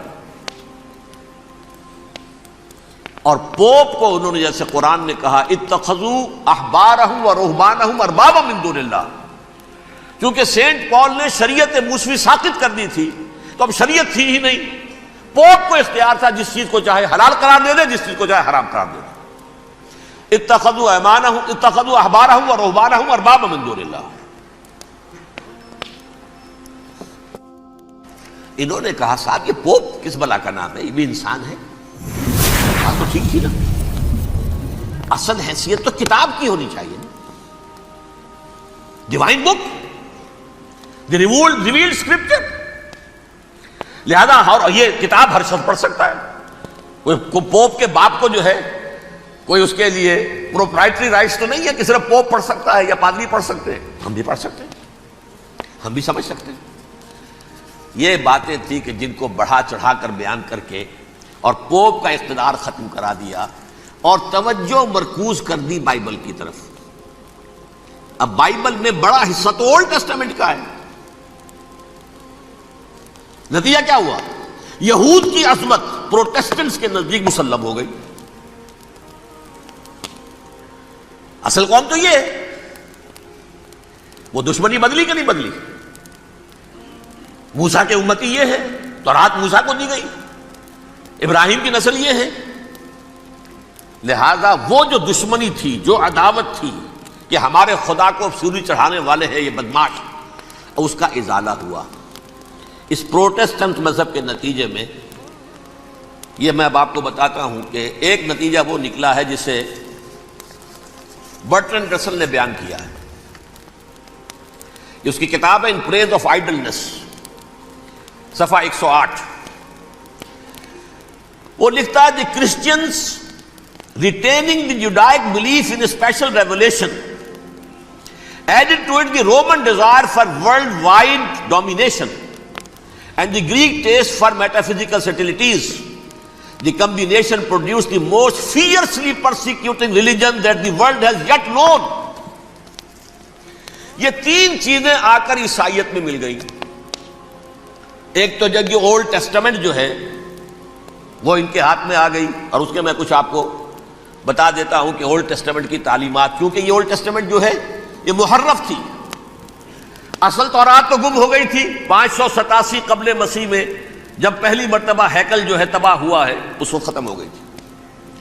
اس کے کوئی 150 سال کے بعد انہوں نے یادداشتوں سے مرتب کر کے لکھی ہے.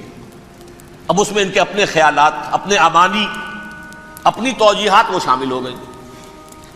لہذا میں آپ کو حوالے دیتا ہوں اس کتاب کے اندر مظالم کی جو تعلیم دی گئی ہے. اہل کتاب نے اپنے مظالم قتل عام کے جواز کے لیے تورات میں تبدیلیاں کی اور پیغمبروں پر دہشت ناکی اور بدترین حرام کاری کے الزامات لگائے. سنیے, پہلا حوالہ ہے یہ گنتی باب 31 آیات 17-18. اس لیے ان بچوں میں جتنے لڑکے ہیں سب کو مار ڈالو, اور جتنی عورتیں مرد کا منہ دیکھ چکی ہیں ان کو بھی قتل کر ڈالو, لیکن ان لڑکیوں کو جو مرد سے واقف نہیں اور اچھوتی ہیں اپنے لیے زندہ رکھو. یہ کسی اللہ کی کتاب کا یہ جملہ ہو سکتا ہے؟ کسی ریویلڈ بک کا؟ اور سنیے, یہ ہے استثناء ڈیٹرانومی باب 20 آیت 16-18. پر ان قوموں کے شہروں میں جن کو خداوند تیرا خدا میراث کے طور پر تجھ کو دیتا ہے, کسی ذی نفس کو جیتا نہ بچا رکھنا, جیسا خداوند تیرے خدا نے تجھ کو حکم دیا بالکل نیست کر دینا. مرد, عورتیں, بچے, بوڑھے سب ختم. یہ کتاب مقدس ہے. اور سنیے, سیموئیل باب 27 آیت نمبر 9. اور داؤد نے اس سرزمین کو تباہ کر ڈالا اور عورت مرد کسی کو جیتا نہ چھوڑا. نمبر 4, ان سب آباد شہروں کو ماں, عورتوں اور بچوں کے بالکل نابود کر ڈالا. کتاب استثناء باب 3 آیت 6. یہ ہے جو کہہ رہا ہے برٹرنڈ رسل. کرسچینٹی میں آ کر اب یہ تین چیزیں شامل ہو گئی. ایک تو یہ باربیرین یہ تعلیم جو ہے, اور یہ مذہب کے نام پہ تعلیم, یہ کتاب مقدس کی تعلیم. نمبر 2, رومنز کے اندر جو ایک تمنا تھی ورلڈ ڈومینیشن کی, وہ عیسائیت کے اندر آ گئی. اس لیے کہ پوری رومن امپائر جو ہے عیسائی ہو گئی, اسے وراثت کے اندر ورلڈ ڈومینیشن کی جو ایک تمنا تھی وہ مل گئی. اور پھر یہ کہ انہوں نے جو توہمات تھے یونانیوں کے, ان کو بھی اپنے ہاں مختلف شکلوں کے اندر جمع کر لیا. ان تین چیزوں کا the combination produced the most fiercely persecuting religion that the world has yet known. اس کے نتیجے میں دنیا میں تاریخ انسانیت کے اندر جو بدترین خوخار ترین مذہب ہو سکتا ہے وہ شکل عیسائیت نے اختیار کی. اور اس کا مظہر عتم کیا تھا, نوٹ کیجئے. صلیبی جنگیں. ایک بات ٹائم ٹیبل کے اعتبار سے نوٹ کر لیجئے گا. فرسٹ ملینیم ختم ہوا، سیکنڈ شروع ہوا. ان کے 1000 سال ختم ہوئے تو 11ویں صدی میں سیکنڈ ملینیم شروع ہوا تو پہلی صلیبی جنگیں ہوئی. لاکھوں مسلمان قتل کیے گئے. صرف یروشلم کے اندر اتنا خون بہایا ہے کہ خود ان کے ہسٹورینز لکھتے ہیں کہ جب ان صلیبیوں نے جب گھوڑوں کے ساتھ وہ چل رہے تھے گلیوں میں تو ان کے گھوڑوں کے گھٹنوں تک خون کی ندی بہ رہی تھی. جہاں سے گزرے ختم کرتے چلے گئے، آبادیاں کی آبادیاں ختم کر. اگرچہ اس کروسیڈ میں گیہوں کے ساتھ گھن بھی پسا، یہودی بھی بہت مارے گئے. یہ فرانس سے، جرمنی سے جب یہ کروسیڈرز آ رہے تھے 3000 میل کا سفر طے کر کے آئے تھے. سوچئے تو صحیح. اربن ثانی پوپ جو تھا آگ لگا دی تھی اس نے پورے یورپ کے اندر. شرم سے ڈوب مرو، تمہارے مقدس علاقے مسلمانوں کے ہاتھ میں. انفیڈلز، یہ کافر، یہ مرتد، یہ ملحد. مسیح جہاں پیدا ہوا، مسیح کو جہاں سولی دی گئی، وہ کہاں ہے؟ ان کے ہاتھ میں. وہ آگ لگائی ہے. 3000 میل کا فاصلہ طے کر کے یہ نو قومیں آئی ہیں وہاں، اور جو تباہی مچائی ہے انہوں نے. تاریخ انسانی میں ایسی بربریت کی کوئی مثال. اور یہ ان کے اپنے ہسٹورینز لکھتے ہیں. شرم کے مارے ایسے محسوس ہوتا ہے جیسے ان کی گردنیں جھکی جا رہی ہوں لکھتے ہو. اب آگے چلیے. یہ جو بغاوت ہوئی پوپ کے خلاف، اس میں نوٹ کیجئے تاریخی اعتبار سے سب سے پہلے بغاوت کرنے والا ملک انگلستان تھا. اس نے اپنا چرچ علیحدہ بنایا، چرچ آف انگلینڈ. پوپ سے رشتہ منقطع. The first Protestant kingdom in Europe was England. اسی سے رشتہ جوڑیے ویسٹ، وائٹ اینگلو سیکسن پروٹیسٹنٹس.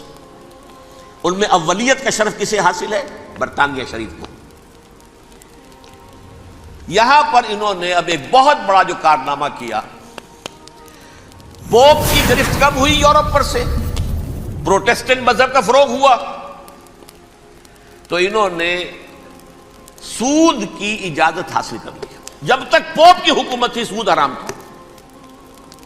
نو ٹرانزیکشن، نہ انٹرسٹ نہ یوزری، کچھ بھی نہیں. پروٹیسٹنٹس کے ذریعے سے سود کی اجازت حاصل کر لی. اس کے بعد بڑے بڑے بینک بنا کر بیٹھ گئے. ہاؤس آف روتھ چائلڈز، یہ ہاؤس آف گولڈ سمتھس، یہ عمران خان صاحب کے جو خسر جو تھے گولڈ سمتھ، یہ بینکرز، بڑی بڑی فیملیز. ان لوگوں نے کیا کیا؟ اب ریشہ دوانیاں. یورپ میں مختلف ملکوں کے درمیان جنگیں کروائیں سازشوں کے ذریعے سے. وہی کلما اوقدوا نارا للحرب، جنگ کے لیے آگ بھڑکا دینا تو ان کا پرانا مشغلہ تھا. جنگیں کرواتے تھے. پھر فرانس کے بادشاہ کو بھی قرض چاہیے اسلحہ کے لیے، انگلستان کے بادشاہ کو بھی قرض چاہیے. ہاؤس آف روتھ چائلڈز کا ایک نمائندہ وہاں بیٹھا ہے، ایک یہاں بیٹھا ہے، اور منہ مانگے شرح پر سود کے اوپر قرض دے رہے. ان کو سب کو جو ہے ان کے سارے مالی وسائل کھینچ لیے، دولت پر قبضہ کر کے بیٹھ گئے. اور اس کا نتیجہ یہ نکلا چند 100 سالوں کے اندر کہ فرنگ کی رگے جاں پنجے یہود میں. اس سودی نظام کے ذریعے سے دولت پر ان کا قبضہ. علامہ اقبال 1905 سے 1908 تک رہے تھے نا وہ. لیکن یہ کہ ان کی نگاہ تھی ایسی، گاہ میری نگاہ تیز چیر گئی دل وجود، گاہ الجھ کے رہ گئی میرے توہمات میں. اور انہوں نے دیکھا ہے کہ فرنگ کی رگے جہاں پنجے یہود میں ہے. ابھی ہٹلر کا تو وجود بھی نہیں تھا، بعد میں ہٹلر کو محسوس ہو گیا نا واقعتاً ہمارا اصل دشمن یہ یہودی ہے جو یہاں پر بیٹھا ہوا، جو ہمارا خون چوس رہا. آخر یوں ہی تو نہیں، دماغ اس کا ایسے تو خراب نہیں ہو گیا تھا. یہ قتل عام، یہ ہولوکاسٹ کس لیے؟ اس نے پہچان لیا تھا، اس لیے کہ وہ ویسٹ نہیں تھا. وائٹ اینگلو سیکسن پروٹیسٹنٹس، اصل جادو جو چلا وہ ان پر چلا. اور برطانیہ ان کا سب سے بڑا جو ہے وہ پشت پناہ، مددگار، حامی. اس کے ساتھ ساتھ انہوں نے کوشش کی، یہ ترک خلفاء بیچارے، مرد بیمار تو بن چکا تھا یورپ کے اندر، زوال سے دوچار ہو چکی تھی ترکی خلافت. انہوں نے بھی محل بنائے تھے، آج تجھ کو بتاتا ہوں تقدیر امم کیا ہے، شمشیر و ثنا اول، طاؤس و رباب آخر۔ بڑے بڑے قرضے لے کر محل بنے تھے یہ، جو آج جا کر آپ استنبول میں دیکھ لیجئے، قرضوں کے اندر بندھے ہوئے۔ لیکن یہ کہ کم سے کم یہ ضرور کیا کہ بڑی سے بڑی رشوت انہیں یہودیوں نے پیش کی کہ کسی طرح ہمیں فلسطین میں آباد ہونے کی اجازت دے دو، لیکن this goes to their credit, انہوں نے کہا نہیں، یہ معاہدہ جو عمر نے کیا تھا رضی اللہ تعالی عنہ، اس کو میں نہیں بدل سکتا،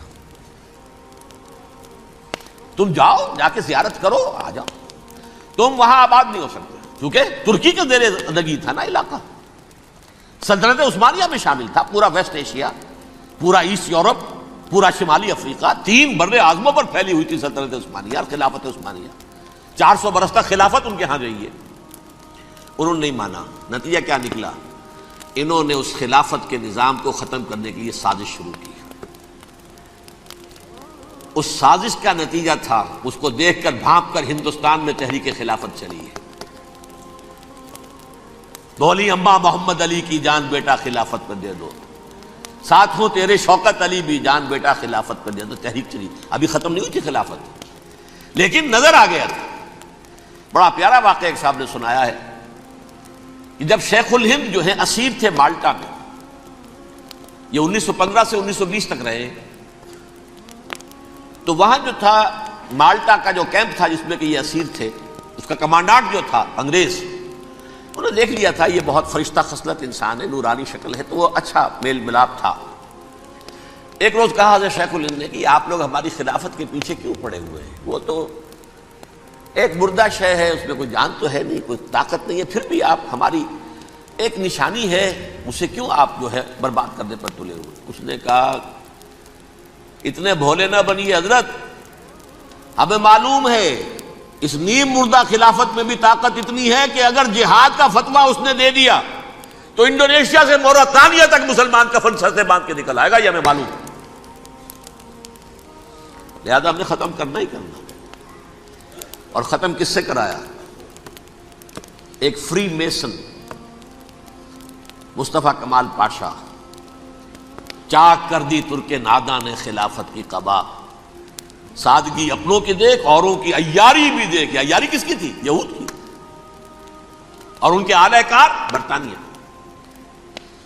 ابھی خلافت ختم بھی نہیں ہوئی تھی، برطانیہ کے ذریعے سے 1917 میں بالفور ڈکلیریشن کے ذریعے سے حق حاصل کر لیا کہ ہاں جا کر یہ آباد بھی ہو سکتے ہیں، چونکہ دوسری جنگ عظیم میں سلطنت عثمانیہ ختم ہو گئی تھی، خلافت نام کی تھی، سلطنت تو ختم ہو گئی، ترکی رہ گیا تھا صرف، اور جنرل ایلنبی کی فوجیں داخل ہو چکی تھی یروشلم میں، یروشلم پر قبضہ برطانیہ کا ہو چکا تھا، اور قبضہ دلوانے والے برطانیہ کو ہمارے ہندوستان کے مسلمان فوجی بھی تھے، اربوں نے بغاوت کی ترکوں کے خلاف، اور انگریزوں کی فوج میں ہمارے ہندوستان کے مسلمان سپاہی بھی تھے۔ بہرحال اب چونکہ ان کے پاس آ گیا، برطانیہ نے اعلان کر دیا، بالفور ان کا وزیر خارجہ، Jews have a right to settle in Palestine, وہ جائیں آباد ہو سکتے ہیں۔ یہ 1917 کا اعلان ہے۔ اس کے بعد جو کچھ انہوں نے طریقے برتے ہیں، اس میں دھن دھوس دھاندلی دھوکہ ہر چیز، مثلا دھن گئے جناب یہ آپ مکان بیچیں گے، اچھا جی لے لیجیے، آپ کیا مانگتے ہیں؟ 10 لاکھ، میں 11 لاکھ دیتا ہوں لیکن کل ہی نکل جائیں آپ۔ پیسے کی کمی تھی نہیں، پورا یورپ کا سرمایہ ان کے پاس، بینکرز کے پاس، زائنسٹ موومنٹ اصل میں بینکرز کی موومنٹ تھی۔ 1897 میں جمع ہو کر انہوں نے جو پروٹوکول بنائے تھے وہ کون تھے؟ سب کے سب بینکرز تھے، دولت کی کمی نہیں تھی۔ تم 10 کی بجائے 11 لو، نکل جاؤ۔ یہ کھیت بیچتے ہو کتنے کا؟ بھائی 12 کا، ہم 13 دیتے ہیں بھائی، جلدی سے نکل جاؤ۔ یہ بھی کیا، دھن کے ذریعے سے ڈسپلیس کیا، جہاں زور چلا نکال دیا۔ اور اس کے بعد پھر جب سن 48 میں اسرائیلی ریاست قائم ہو گئی، اب اسرائیلی جو ہے عدالتوں میں استغاثے دائر کرنے شروع، یہ فلاں مکان میرے پرانے پگڑ دادا سگڑ دادا کا تھا 2000 سال پہلے، اس کے اوپر یہ قبضہ کر کے بیٹھے ہوئے، یہ میرے پاس دستاویزات ہیں۔ اچھا ٹھیک ہے، آپ نکل جائیں، یہ مکان ان کا ہے۔ اس طریقے سے انہوں نے بے دخل کیا فلسطینیوں کو، اور خود وہاں پر قدم جما کر مضبوطی سے بیٹھ گئے۔ یہ ہے کہ جو مغربی اقوام نے کیا ہے۔ اس میں سیکنڈ جو ہے رول پلے کیا ہے امریکہ نے۔ ویسٹ جو ہے اس کا نمبر 2 امریکہ تھا، اب نمبر 1 امریکہ ہے۔ اب برطانیہ کی کوئی حیثیت ہی اب نہیں ہے، لیکن سب سے بڑا وکیل جو ہے وہ وہی ہے اب بھی۔ لیکن ظاہر بات ہے کہ west white Anglo Saxon Protestants کا امام اس وقت جو ہے وہ برطانیہ، یو ایس اے۔ 1948 میں یہ قائم ہوا، اور یہاں پہ نوٹ کیجئے پاکستان 47 میں قائم ہوا ہے، اور تقریباً 9 مہینے ہیں درمیان میں، اگست 47 اور مئی یا جون 48۔ اس کا کیا مطلب ہے یہ میں بعد میں بتاؤں گا آپ کو۔ پہلی جنگ ہوئی 48 میں، عربوں نے بغاوت کی اور عرب جیت رہے تھے، اچانک پتہ نہیں کیوں عربوں نے جنگ بند کر دی۔ یہ بالکل یوں سمجھیے کہ پیرلل واقعات ہیں۔ کشمیر میں ہم جیت رہے تھے، بھاگ کر نہرو پہنچ گیا یونائٹڈ نیشنز کے اندر، جنگ بند ہو گئی، ختم ہوا ایسے۔ کچھ اپنوں کی غلطی بھی تھی، کچھ قبائلیوں نے وہاں جا کر سری نگر ایئرپورٹ تک پہنچ گئے تھے، بجائے اس پر قبضہ مکمل کرنے کے لوٹ مار میں لگ گئے، اپنوں کی غلطی بھی تھی، لیکن اس کے باوجود پڑنا بھاری تھا۔ اور اگر سری نگر ایئرپورٹ پر قبضہ ہو گیا ہوتا تو سوال ہی پیدا نہیں ہوتا کہ بھارت جو ہے اپنی فوجیں اتار سکتا، زمینی راستہ تھا ہی نہیں۔ وہی وہاں ہوا ہے، بڑے ہی عجیب طریقے پر عرب جیت رہے تھے، اسرائیل جو ہے شکست کھا رہے تھے، عربوں نے صلح کر دی۔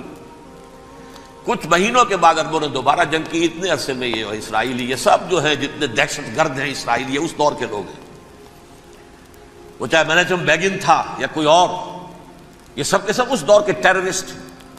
اب انہوں نے ڈٹ کر جو مقابلہ کیا، عربوں کو شکست دی بڑی سخت۔ سن 48 میں عربوں کو شکست ہو گئی۔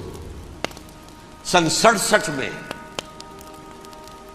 روس کے سکھانے پڑھانے پر جمال عبد الناصر نے حملہ کیا، بلاکیڈ کر دیا ایلات کا، بندرگاہ کا۔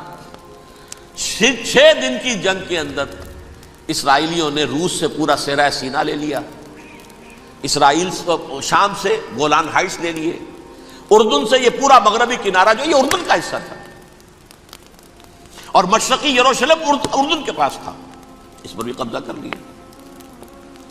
1967 کی جنگ کا نتیجہ کیا نکلا؟ یروشلم پورا کا پورا یہودیوں کے قبضے میں چلا گیا، جو 1948 میں آدھا کر دیا گیا تھا۔ ویسٹرن یروشلم یہ یہودیوں کے پاس، ایسٹرن یروشلم مسلمانوں کے پاس، اور مشرقی یروشلم ہی میں مسجد اقصیٰ ہے اور قبۃ الصخرہ ہے، وہ مسلمانوں کی تحویل میں تھے۔ اردن کا قبضہ مسلمانوں کی تحویل، لیکن اب 67 میں پورا یروشلم ان کے قبضے میں آ گیا۔ پھر بہرحال مصر نے ایک کوشش کی بدلہ لینے کی سن 73 کی جنگ میں، اور اس میں کوئی شک نہیں بڑی شجاعت کا مظاہرہ کیا۔ رمضان وار آف 1973 بارلیو لائن کراس کر دی، جسے وہ سمجھتے تھے کہ کوئی طاقت دنیا کی ہمارے اس دفاعی جو ہے لائن اس کو کراس کر نہیں سکتی۔ لیکن پھر جب امریکہ اپنی پوری طاقت لے کر میدان میں آ گیا ہے تو ظاہر بات ہے کہ مصر کی حیثیت امریکہ کے مقابلے میں کچھ نہیں تھی۔ یہ ہے میں نے جو مختصر سی تاریخ آپ کے سامنے رکھ دی ہے۔ اب جو اصل مسئلہ ہے سمجھیے، سین کیا ہے، منظر کیا ہے۔ یہ پہلو وہ ہیں بہت سے کہ جو شاید بہت سے حضرات کی نگاہوں میں نہ ہوں، باقی تو یہ تاریخ کے واقعات ہیں، اکثر لوگوں کے علم میں ہو گئے۔ یہودیوں میں بھی ایک بڑی شدید اندرونی کشاکش ہے، جیسے مسلمانوں میں کچھ مسلمان وہ ہیں جو نماز روزے کی پابندی کرتے ہیں، دین سے انہیں تعلق ہے، کچھ وہ ہیں جو نہ نماز نہ روزہ نہ کچھ، نام تو ان کے ہیں، محمد حسین ہے، غلام علی ہیں تو صحیح، سیکولر ذہن ہے، ہے کہ نہیں؟ ایسا ہی ان کے ہاں بھی ہے۔ اصل یہودی جو ہے، عملی یہودی، اس کی شکل آپ نے اگر کبھی دیکھی ہو، اس کے سر کے اوپر اونچا ہیٹ ہوتا ہے کالا، ان کی زلفیں لمبی لمبی ہوتی ہیں، خاص طور پر یہ جو ہے گل پٹی کے بال، یہ قلمے جو ہیں یہ تو لا کے چھلے بنا کر بڑا خوبصورت سا جو ہے وہ ہار بناتے ہیں، لمبا کالا کوٹ پہنا ہوتا ہے، لمبی داڑھی ہوتی ہے، یہی وجہ ہے کہ مسلمانوں میں بھی مصر میں جس کی لمبی داڑھی ہوتی تھی، اب کچھ حالات شاید بدل گئے، وہ سمجھتے تھے یہ یہودی ہے، یعنی لمبی داڑھی یہودی رکھتا تھا، مسلمان نہیں۔ مسلمان تو عرب صرف ٹوکن داڑھی رکھتے ہیں یا شیو کرتے ہیں، یا سعودیوں کی طرح صرف کوئی نشان چھوڑتے ہیں، اللہ اللہ خیر سے۔ لمبی داڑھی شعار جو ہے یہودیوں کا ہے۔ ایک انتہا پر تو یہ ہے، دوسری انتہا پر وہ ہیں جنہیں کسی شے سے غرض نہیں، شراب بھی پیتے ہیں، سب کچھ ہے، سور بھی کھاتے ہیں یہودی، بینکرز ہیں، بڑے بڑے سائنسدان ہیں، سب کچھ ہیں، وہ زیادہ تر جو ہیں سیکولر ذہن کے۔ کچھ بیچ بیچ میں بھی ہیں، جیسے یہ ایریل شیرون ہے، ویسے شیوڈ ہے، داڑھی تو نہیں ہے اس کے، لیکن سر پہ وہ ضرور وہ جو ہے اس کی ٹوپی سی آپ کو رکھی نظر آ جائے گی۔ یہ ہے درمیانی یہودی ہونے کا نشان، کہ ایک شعار انہوں نے اپنا جو ہے برقرار رکھا ہوا، وہ ایک ٹوپی چپکی ہوئی سے ہوتی ہے، وہ ٹوپی کیا ہوتی ہے پتہ نہیں، کیسے ٹکی رہتی ہے مجھے نہیں معلوم۔ یہ جو کشمکش ہے اس میں، جو زیادہ رائٹسٹ اور لیفٹسٹ کی کہہ لیجیے، سیکولر اور مذہبی لوگوں کی کشمکش ہے، ان کے درمیان ایک کشاکش جو ہے اس کو سمجھ لیجیے کہ وہ کیا ہے۔ ایک چیز تو ان دونوں کے درمیان قدر مشترک ہے، پوری دنیا کی مالیات پر ہم تسلط کریں گے، قبضہ کریں گے، ڈومینیٹ کریں گے، لوگوں کو ہم بنا کر رکھ دیں گے حیوان، ملٹی نیشنل کمپنیاں ہوں گی، انہی کا راج ہوگا، انہی کی حکومتیں ہوں گی، انڈسٹری انہی کے ہاتھ میں ہوگی، لوگ یا مزدوروں کی حیثیت سے کام کریں گے، یا تھوڑے سے مینیجرز ان میں سے بھی ہم لے کر کچھ تنخواہیں ان کو بھی دے دیں گے، باقی سود کے ذریعے سے ملائی ہم کھینچتے رہیں گے، مکھن ہمارے پاس آتا رہے گا۔ ورلڈ ڈومینیشن، اکنامک ڈومینیشن، یہ تو دونوں کے نزدیک متفق علیہ ہے، سیکولر بھی چاہتے ہیں اور جو مذہبی یہودی وہ بھی چاہتے ہیں۔ اس کے بعد ایک اختلاف ہے، مذہبی یہودی یہ کہتا ہے ہمیں گریٹر اسرائیل بنانا ہے، اور گریٹر اسرائیل وہ سارے علاقے ہیں جو ان کی تاریخ میں اسرائیل سلطنت کا حصہ رہے۔ حضرت یوسف کے زمانے میں یہودی جا کر آباد ہوئے مصر میں، جو ڈیلٹا کا علاقہ ہے، زرخیز ترین علاقہ جو ہے، جوشن کا علاقہ، وہ کہتے ہیں وہ ہمارا ہے، کئی سو برس ہمارے ہیں۔ صحرائے سینا ہمارا ہے، اس میں کوہ طور ہے جس پہ حضرت موسیٰ کا ہم کلام ہوئے اللہ سے، تورات ملی، اس میں 40 برس تک ہم بھٹکتے پھرے ہیں۔ صحرائے تی ہے یہ، یتیہون فی الارض 40 سنہ۔ پھر فلسطین تو خیر ہماری جدی پشتی جائیداد ہے، جاگیر ہے۔ پھر یہ عرب جو ہے یہ بھی مدینے تک ہمارا ہے، مدینے سمیت ہمارے قبیلے وہاں تھے جہاں سے نکالا مسلمانوں نے، پورا عراق ہمارا ہے، پورا شام ہمارا ہے، اور ترکی کا بھی ایک علاقہ ہے ابتدائی مشرقی جنوبی، وہ بھی ہمارا ہے۔ یہ ہے گریٹر اسرائیل کا نقشہ، یہ ہم نے بنانا ہے۔ جبکہ جو سیکولر ذہن کے لوگ کہتے ہیں کیا کرو گے اس کو بنا کے، اس میں جو عرب ہیں وہ تم سے لڑتے رہیں گے، تم انہیں مارو گے وہ تمہیں ماریں گے، اگر تم 10 مارو گے تو ایک تو وہ بھی ماریں گے نا تمہارا، ٹھیک ہے، فائدہ کیا ہے؟ اس کی بجائے ہم یہ کرتے ہیں کہ عرب اور اسرائیل مل کر، کزنز ہیں نا آپس میں، آپ کو معلوم ہے بل کلنٹن نے یہ الفاظ کہے تھے جب اسحاق ریبن سے معانقہ کرایا تھا شاہ حسین مرحوم کا، تو کیا کہا؟ You are cousins. حضرت ابراہیم کے 2 بیٹوں سے نسل ہے نا، حضرت اسماعیل سے عرب ہے، حضور ہے، اور حضرت اسحاق سے یہ بنی اسرائیل ہے، کزنز ہے، یو آر کزنز۔ تو ہم کزنز مل کر ایک اکنامک یونٹ بناتے ہیں، جیسے ایشیا پیسیفک ایک یونٹ بن گیا ہے، آسیان ایک یونٹ بن گیا ہے، وغیرہ وغیرہ، پورا یورپ ایک یونٹ بن گیا ہے، ایک کرنسی بن گئی ہے۔ ہم اس پورے علاقے کو ایک اکنامک یونٹ بناتے ہیں، پیسہ اربوں کا ہوگا، ان کے پاس بہت دولت ہے، تیل ان کا ہوگا، بہت تیل ہے ان کے پاس، مزدور ان کے ہوں گے، بڑی تعداد ہے ان کی، مینجمنٹ ہماری ہوگی، ٹیکنیکل نو ہاؤ ہمارا ہوگا، سائنسدان ہم ہوں گے، ملائی ہم کھاتے رہیں گے، چھاچھ ان کو دیتے رہیں گے۔ تو ہمیں آم کھانے ہیں، پیڑ گننے کی کیا ضرورت ہے؟ خام خواہ ان کی دشمنی مول لیں، زیادہ دشمنی بڑھائیں، یہ اس چھوٹے سے اسرائیل کو تسلیم نہیں کرتے، ہم گریٹر اسرائیل کو کیسے تسلیم کر لیں گے؟ یہ لہذا اس خیال کو دل سے نکالو۔ یہ اختلاف ہو گیا نمبر 1، بہت بڑا اختلاف۔ لیکن نمبر 2، اس اختلاف میں اتفاق یہ پیدا کیا گیا، یہاں ایک بات ہم آپ کی مانتے ہیں، ہم کسی بھی پیس پروسیس میں جروشلم نہیں دیں گے ان کو، عربوں کو، یہ انڈیوائیڈڈ دارالخلافہ رہے گا اسرائیل کا. اور نمبر 2 مسجد اقصی اور قبۃ الصخرہ کو گرا کر تھرڈ ٹیمپل بنائیں گے. یہ مذہبی یہودیوں کو اتنی رشوت اگر وہ نہ دیں تو وہ ان کے ساتھ کام کرنے کو تیار ہی نہیں ہے. یہ پورا پس منظر سمجھ لیجئے. اصل میں بٹوین دی لائنز سمجھے بغیر یہ خبریں جو آپ پڑھتے ہیں.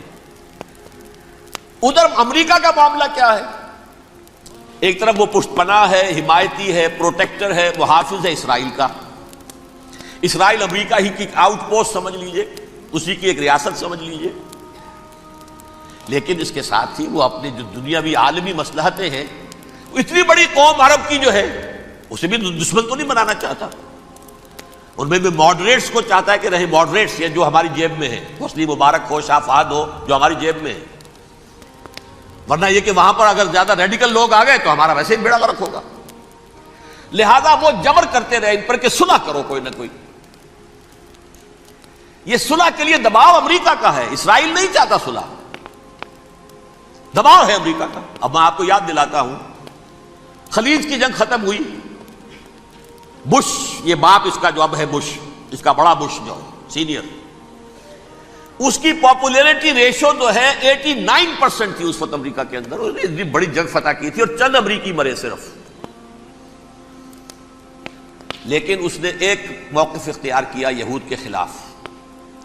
$10 بلین منظور ہو چکے تھے، اسرائیل کو دیے جانے تھے نئے سیٹلمنٹس بنانے کے لیے اسرائیل میں. انہوں نے کہا یہ رقم میں ایشو نہیں کروں گا جب تک پیس پروسیس شروع نہیں کرتے.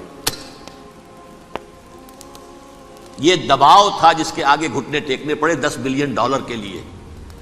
لیکن اس کا بدلہ یہ چکایا کہ الیکشن میں ہرا دیا اسے. حالانکہ وہ ہیرو، فاتح، خلیج کی جنگ کا فاتح، 89% ریٹنگ، الیکشن میں 0. دباؤ تھا. اسی طرح بل کلنٹن کا دباؤ رہا، کسی طرح صلح کرو، کسی طرح صلح کرو، کسی طرح صلح کرو. اور اس معاملے میں یہ تسلیم کرتا ہوں، اس معاملے میں اس نے واقعتاً ایڑی چوٹی کا دور لگایا.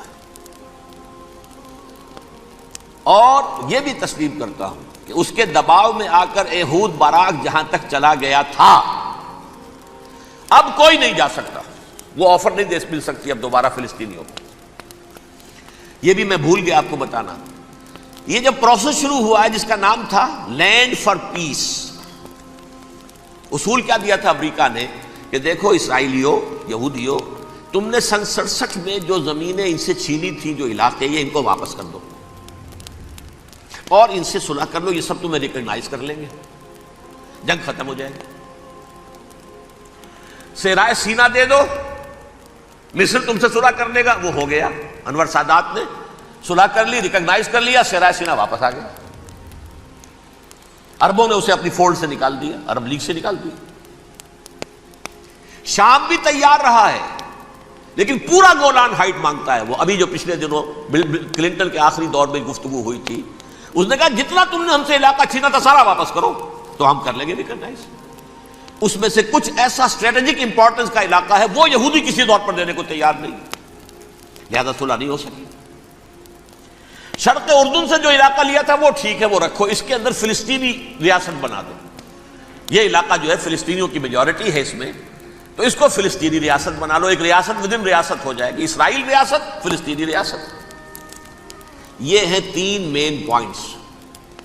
چوتھی بات پہ آ کر روک دیتے تھے کہ یہ پھر بعد میں سوچیں گے یروشلم کا مستقبل کیا ہوگا، یہ موسٹ سینسٹیو ایشو جو ہے یہ بعد میں سوچیں گے. اب جب یہ پیس ٹاک شروع ہوئے تو یاد ہے اسحاق ریبین تھا، اسے کس نے قتل کیا؟ یہودی نوجوان نے. کہ تم کیسے دے رہے ہو زمینیں، ہمیں تو اور لینی ہے. تم نے صحرائے سینا واپس کر دیا، ہمیں تو جشن کا پورا علاقہ لینا، مصر کا سارا فرٹائل ایریا جو ہے وہ لینا ہے اس سے. تم گولان ہائٹس دے رہے ہو، ہمیں پورا شام لینا ہے. لہذا تم کیسے کر رہے ہو؟ لینڈ فار پیس، پیس اور نو پیس، نو لینڈ. زمین ہم واپس نہیں کریں گے، ہمیں تو اور لینی ہے. کس نے قتل کیا؟ یہودی نے. فلسطینی نے تو قتل نہیں کیا.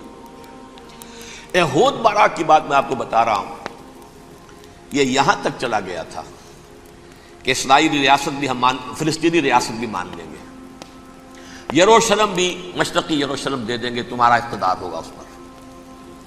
البتہ یہ جو احاطہ ہے جس میں جنوب میں مسجد اقصیٰ ہے اور ذرا شمال کی طرف ہے قبۃ الصخرہ۔ قبۃ الصخرہ آپ جانتے ہیں، جب بھی ٹیلی ویژن پر یروشلم سے کوئی خبر آ رہی ہوتی ہے تو پیچھے وہ بڑا سا مینار، وہ گنبد نظر آتا ہے سنہرا۔ یہ وہ جگہ ہے چٹان، ٹیمپل ماؤنٹ۔ یہ پہاڑی تھی پہلے، جیسے کوہ صفا کوہ مروہ اب کیا رہ گئی ہیں، کبھی پہاڑیاں تھی یہ۔ کوہ صفا کے اوپر چڑھ کر حضور نے نعرہ لگایا تھا ما صباحا، اب کیا ہے وہ کوہ صفا بیچارہ، وہ تو ایک چھوٹی سی علامت ہے، کوئی پہاڑیاں سے دکھائی دیتی ہے، اس کے اوپر بھی گنبد ہے۔ اسی طرح ٹیمپل ماؤنٹ ہے وہ جہاں پر کہ ہیکل سلیمانی تھا، اور وہ گرا دیا تھا رومیوں نے، مسلمانوں نے تو نہیں گرایا۔ لیکن پھر حضور کو معراج وہاں سے ہوا تو عبد الملک بن مروان نے وہاں پر یہ بہت بڑا گنبد بنا دیا، یہ قبۃ الصخرہ ہے۔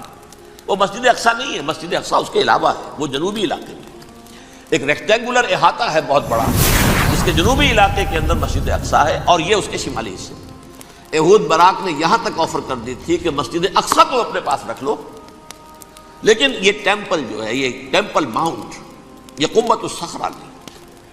اس لیے کہ یہ ہماری کمٹمنٹ ہے مذہبی یہودیوں کے ساتھ کہ ہم یہاں پر جو ہے ٹیمپل بنائیں گے، تھرڈ ٹیمپل، ہیکل سلیمانی کی تیسری مرتبہ تعمیر یہاں ہوگی۔ لیکن ظاہر بات ہے فلسطینی کیسے مان لیں، مسلمان کیسے مان لیں؟ یہ ہے وہ چیز کہ جس کی وجہ سے وہ سارا معاملہ ناکام ہوا۔ ویسے مجھے یقین ہے کہ اگر فلسطینی مان بھی لیتے تب بھی یہودی جو ہیں جس طریقے سے اسحاق ریبیون کو اس نے قتل کر دیا تھا، تو یہ اس کو بھی، یہود براق کو بھی قتل کر دیتے، اور وہ کسی صورت تسلیم نہ کرتے کہ یہ یروشلم جو ہے یہ انڈیوائیڈڈ سٹی نہ رہے، بلکہ ڈویژن ہو جائے اس کی، اور صرف مغربی حصہ ہمارے پاس رہ جائے اور مشرقی جو ہے عربوں کے پاس، کبھی تسلیم نہیں کرتے، مر جائیں گے۔ اب دیکھیں اس وقت شکل کیا ہے۔ میرا اندازہ یہ ہے کہ اب جو مذہبی یہودی ہیں ان کے صبر کا پیمانہ لبریز ہو گیا ہے، اور اب ایک مڈ وے آدمی اس وقت وہاں پر آ گیا ہے، ٹوپی والا۔ اگرچہ وہ پریکٹسنگ یہودی اس طرح کا نہیں ہے، داڑھی والا نہیں ہے، زلفوں والا نہیں ہے وہی کوٹ پینٹ والا، لیکن یہ کہ اوپر رکھتا ہے وہ ٹوپی۔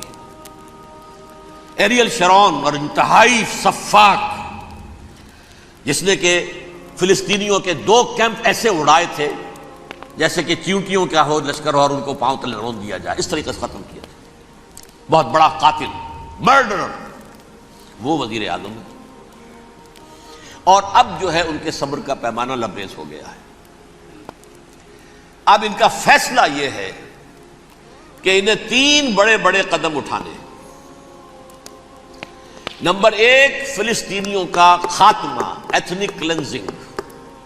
اگر یہ فلسطینی رہتے ہیں یہاں پر تو اگر 10 ہم ان کے ماریں گے تو 2-3 یہ ہمارے مار دیں گے۔ تو اسرائیلی کی جان تو بہت قیمتی ہے، یہ تو خیر 1000 بھی مر جائیں تو کوئی بات نہیں، یہ تو کیڑے مکوڑے ہیں، جینٹائلز ہیں، گوئمز ہیں، یہودی وہ مر جائیں، لہذا ان کا ٹنٹا مکاؤ، اب ان کو ختم کرو۔ وہ اشتہار شاید آپ کے نظروں سے گزرا ہوگا جس میں میں نے یہ الفاظ لکھے ہیں کہ بوسنیا کی ایتھنک کلینزنگ جو ہے ماند پڑ جائے گی، اور جو کچھ ایتھنک کلینزنگ ہوئی تھی 500 برس قبل ہسپانیہ میں، اس کا نقشہ آپ دیکھیں گے دنیا میں۔ اس وقت کیا ہوا تھا؟ عربوں کو، مسلمانوں کو یا جلا دو، قتل کر دو، یا جہازوں میں ان کو ڈمپ کر دے اور لے جا کر شمالی افریقہ کے ساحل کے اوپر اتار دو اور ڈمپ کر دو۔ ایک بچہ بھی نہیں رہنے دیا تھا ہسپانیہ میں۔ 1492 میں سقوط غرناطہ ہوا ہے، اور اس کے بعد 10 سال کے اندر اندر ایک ایک بچہ مسلمانوں کا ختم کر دیا۔ یہ ہے فیصلہ ان کا۔ اب بہت بڑا قدم وہ اٹھانے پر مجبور ہے۔ کب تک آپ رہیں گے؟ ہمارے لوگ مارتے ہیں، 16 نوجوان ہمارے مار دیے۔ لیکن آج گھر تھا، اس میں ایک چلا گیا فلسطینی، بم اپنے جسم سے باندھ کر وہاں اڑا دیا، خود بھی اڑ گیا، 16 ان کے نوجوان اڑ گئے۔ لہذا یہ چیز ان کے لیے ناقابل برداشت ہے، ان کے صبر کا پیمانہ اب لبریز ہو رہا ہے۔ نمبر 2، انہیں بہرحال اب یہ کرنا ہے کہ مسجد اقصیٰ کو گرائیں، قبۃ الصخرہ کو گرائیں اور ٹیمپل بنائیں۔ یہ انتفاضہ جو اب شروع ہوا 1 سال پہلے سے، یہ شیرون نے دورہ کیا تھا، مسجد اقصی میں گیا تھا، اور اس نے تھرڈ ٹیمپل کی تعمیر کے لیے ایک پتھر جو ہے بنیاد کا پتھر رکھنے کا ارادہ ظاہر کیا تھا، جس پر فلسطینی نوجوان اٹھے وہ اینٹیں لے کر اور روڑے لے کر، اور اس وقت سے یہ سلسلہ چل رہا ہے۔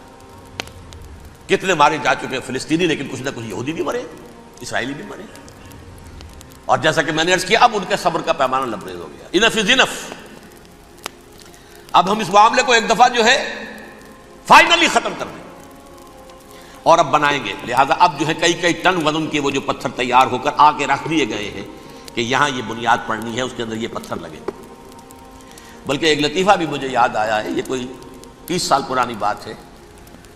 اس قبۃ الصخرہ کی مرمت ہوئی تھی، تو اس کے اوپر جو یہ سونے کی پتری چڑھی ہوئی ہے، یہ شاہ حسین اردن والے جو ہے، ظاہر بات ہے تھا بھی انہی کے تسلط میں، یہ انہی کی تولیت میں تھا، سن 67 سے پہلے، اس زمانے کی بات میں کر رہا ہوں۔ تو انہوں نے پتہ نہیں 30 من تھا یا 30 ٹن تھا سونا جو ڈونیٹ کیا تھا اس کے اوپر یہ پتری چڑھانے کے لیے، جو بہت بڑا گنبد نظر آتا ہے پورے کے پورے ماحول کے اوپر چھایا ہوا۔ اس وقت یہودی اخباروں نے لکھا تھا بہت اچھا ہے، یہ سونا ہمارے کام آئے گا جب ہم اپنا ہیکل تعمیر کریں گے۔ کہاں جائے گا سونا؟ سونا یہی رہے گا نا، جب ہم گرائیں گے ہمیں وہ سونا مل جائے گا۔ اب وہ اس پر آ گئے، مزید دیر نہیں کر سکتے۔ تو آپ نوٹ کیجئے، number 1 ethnic cleansing of Palestinians in Israel. Number 2 demolition of the Aqsa mosque and the Qubbat al-Sakhra. Number 3 امریکہ کو الٹیمیٹم، تم اب اپنے ٹانگ درمیان میں مت لڑاؤ، اور اس کے لیے دھمکی، اگر تم نے ہمارے معاملے میں رکاوٹ ڈالی تمہاری اینٹ سے اینٹ بجا دیں گے۔ نیتن یاہو نے یہ کہا تھا میں واشنگٹن میں آگ لگا دوں گا۔ یہ انہوں نے امریکہ میں عظیم ترین دہشت گردی کر کے امریکہ کی ایڈمنسٹریشن کو، انتظامیہ کو یہ دھمکی دے دی ہے کہ باز آ جاؤ۔ چنانچہ میں یہ بات کہہ کے پرسوں جمعے میں اپنی مسجد دارالسلام سے نکلا، شام کو، اسی شام کو میں نے ایریل شیرون کی تقریر سن لی T V per. It is not acceptable. Don't appease the Arabs at our expense. We are not going to become Czechoslovakia. We have to depend on ourselves only and rely on ourselves only. کیا مطلب ہے اس کا؟ کس کو سنا رہا ہے؟ امریکہ بہادر، ہم تمہارے محتاج نہیں ہیں، ہم تمہارے ٹکڑے اڑا دیں گے، تیسرے کر دیں گے تمہارے، تم بیچ میں آؤ تو صحیح ہم، اور دیکھ لو ایک نشانی ہم تمہیں دکھا دیتے ہیں۔ مجھے 100% یقین ہے یہ پورا ہسٹوریکل پروسیس، اور جس جگہ یہ پہنچ گیا ہے، جس کریٹیکل پوائنٹ تک یہ پہنچ چکا ہے، یہ جو بھی حملہ ہوا ہے ورلڈ ٹریڈ سینٹر پر اور پینٹاگون پر، یہ اسرائیل کا کام ہے۔ اسرائیل سے کم تر کسی ادارے کے لیے ممکن ہی نہیں، اس لیے کہ اسرائیل کے ایجنٹ امریکہ کے پورے نظام کے اندر جو ہے گھسے ہوئے موجود ہیں، ہر جگہ موجود ہیں۔ جیسے سرطان کا پھوڑا ہوتا ہے پورے جسم میں وہ اپنی جڑیں جما لیتا ہے، ایسا ہے پوری ایڈمنسٹریشن، پوری اکانومی، تمام ذرائع ابلاغ، پرنٹڈ میٹر ہو یا یہ کہ الیکٹرانک میڈیا، سب ان کے قبضے میں، ڈیفنس کا سارا معاملہ ان کے قبضے میں ہے۔ کوئی اور طاقت یہ کر ہی نہیں سکتی۔ امریکہ، اس کے سیکیورٹی کے معاملات تہ در تہ، دائرہ اندر دائرہ، اس دائرے تک 100 میل تک کوئی جہاز آ جائے گا اگر کہیں جو کہ ان آئیڈینٹیفائی ہو تو یہ ہو جائے گا، اس سے آگے تو یہ ہو جائے گا، اس سے آگے، اور وہ آ رہا ہے، چلا آ رہا ہے، پینٹاگون پر آ گیا ہے، اور 1 گھنٹے بعد آیا ہے۔ پہلی سٹرائک جو ہوئی ہے ورلڈ ٹریڈ سینٹر، اس کے 1 گھنٹے کے بعد پینٹاگون پر آ گیا۔ پینٹاگون وہ تو یوں سمجھیے ان کی مملکت کا حساس ترین دفاع کا مرکز، اور اس کا 1/3 حصہ جلا کے راکھ کر دیا انہوں نے یہ دھمکی دی ہے۔ لیکن اس سے ان کے پیش نظر مقاصد کیا تھے؟ 3۔ اس دہشت گردی کے 3 مقاصد۔ فوراً اس کا رخ موڑ دینا اسامہ اور اس کی القاعدہ کی طرف۔ امریکہ غصے میں لال بھبوکا ہو کر فوراً اقدام کرے اور ایک طرف تو اسامہ اور ان کے ساتھ طالبان کا ٹنٹا مقابل، اور دوسری طرف چونکہ پاکستان الائی ہے اور پاکستان کے عوام جو ہیں وہ طالبان کے ہمدرد ہیں، وہ اگر اٹھے تو ان کا بھی بیڑا گرک کر دیں۔ ایک تیر سے دو شکار تو ادھر ہو جائیں، جو مستقبل میں انہیں خطرہ ہے۔ 1967 کی جنگ کے بعد جبکہ انہوں نے فتح کا جشن منایا تھا یہودیوں نے، تو انہوں نے پیرس میں جو ایک جشن منایا ہے، وہاں بن گوریون کی تقریر یہ تھی، ہمیں کسی عرب ملک سے کوئی خطرہ نہیں، کوئی اندیشہ نہیں، ہمیں اندیشہ اگر ہے تو صرف پاکستان سے۔ یہ ہے وہ بات جو میں نے کہی تھی۔ نکتہ کیا ہے؟ یہ سائملٹینیسلی کیوں وجود میں آئے ہیں یہ دو ملک؟ مشیت ایس ڈی میں پاکستان کا رول یہ ہے۔ حدیث میں آتا ہے ما انزل اللہ من دائن الا انزل له دوان، اللہ نے کوئی بیماری ایسی نہیں اتاری اس کا کہ توڑ اور دوا پیدا نہ کیے۔ اسرائیل کا توڑ پہلے پیدا کیا، جیسے بچے کی ولادت بعد میں ہوتی ہے، ماں کی چھاتیوں میں دودھ پہلے پیدا ہو جاتا ہے۔ یہ اللہ کی فطرت ہے، اللہ کا طریقہ ہے۔ خطرہ انہیں ہے تو ہم سے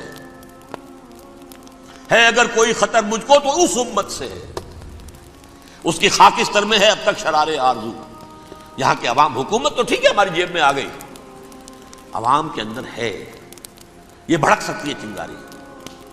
یہی وجہ ہے بار بار ان کا کہ ہم زیادہ دباؤ نہیں ڈالنا چاہتے پاکستان پر، ہمارا بہت بڑا الائی ہے، ہم بہت پیسے بھی دے دیں گے، یہ بھی کر دیں گے، وہ بھی کر دیں گے، لیکن ہم زیادہ دباؤ نہیں ڈالنا چاہتے، ڈی اسٹیبلائز نہ ہو جائے، یہاں کے عوام کہیں کھڑے نہ ہو جائے۔ لہذا حملہ یہاں سے نہیں، وہ ازبکستان سے کرانے کی باتیں ہو رہی ہیں۔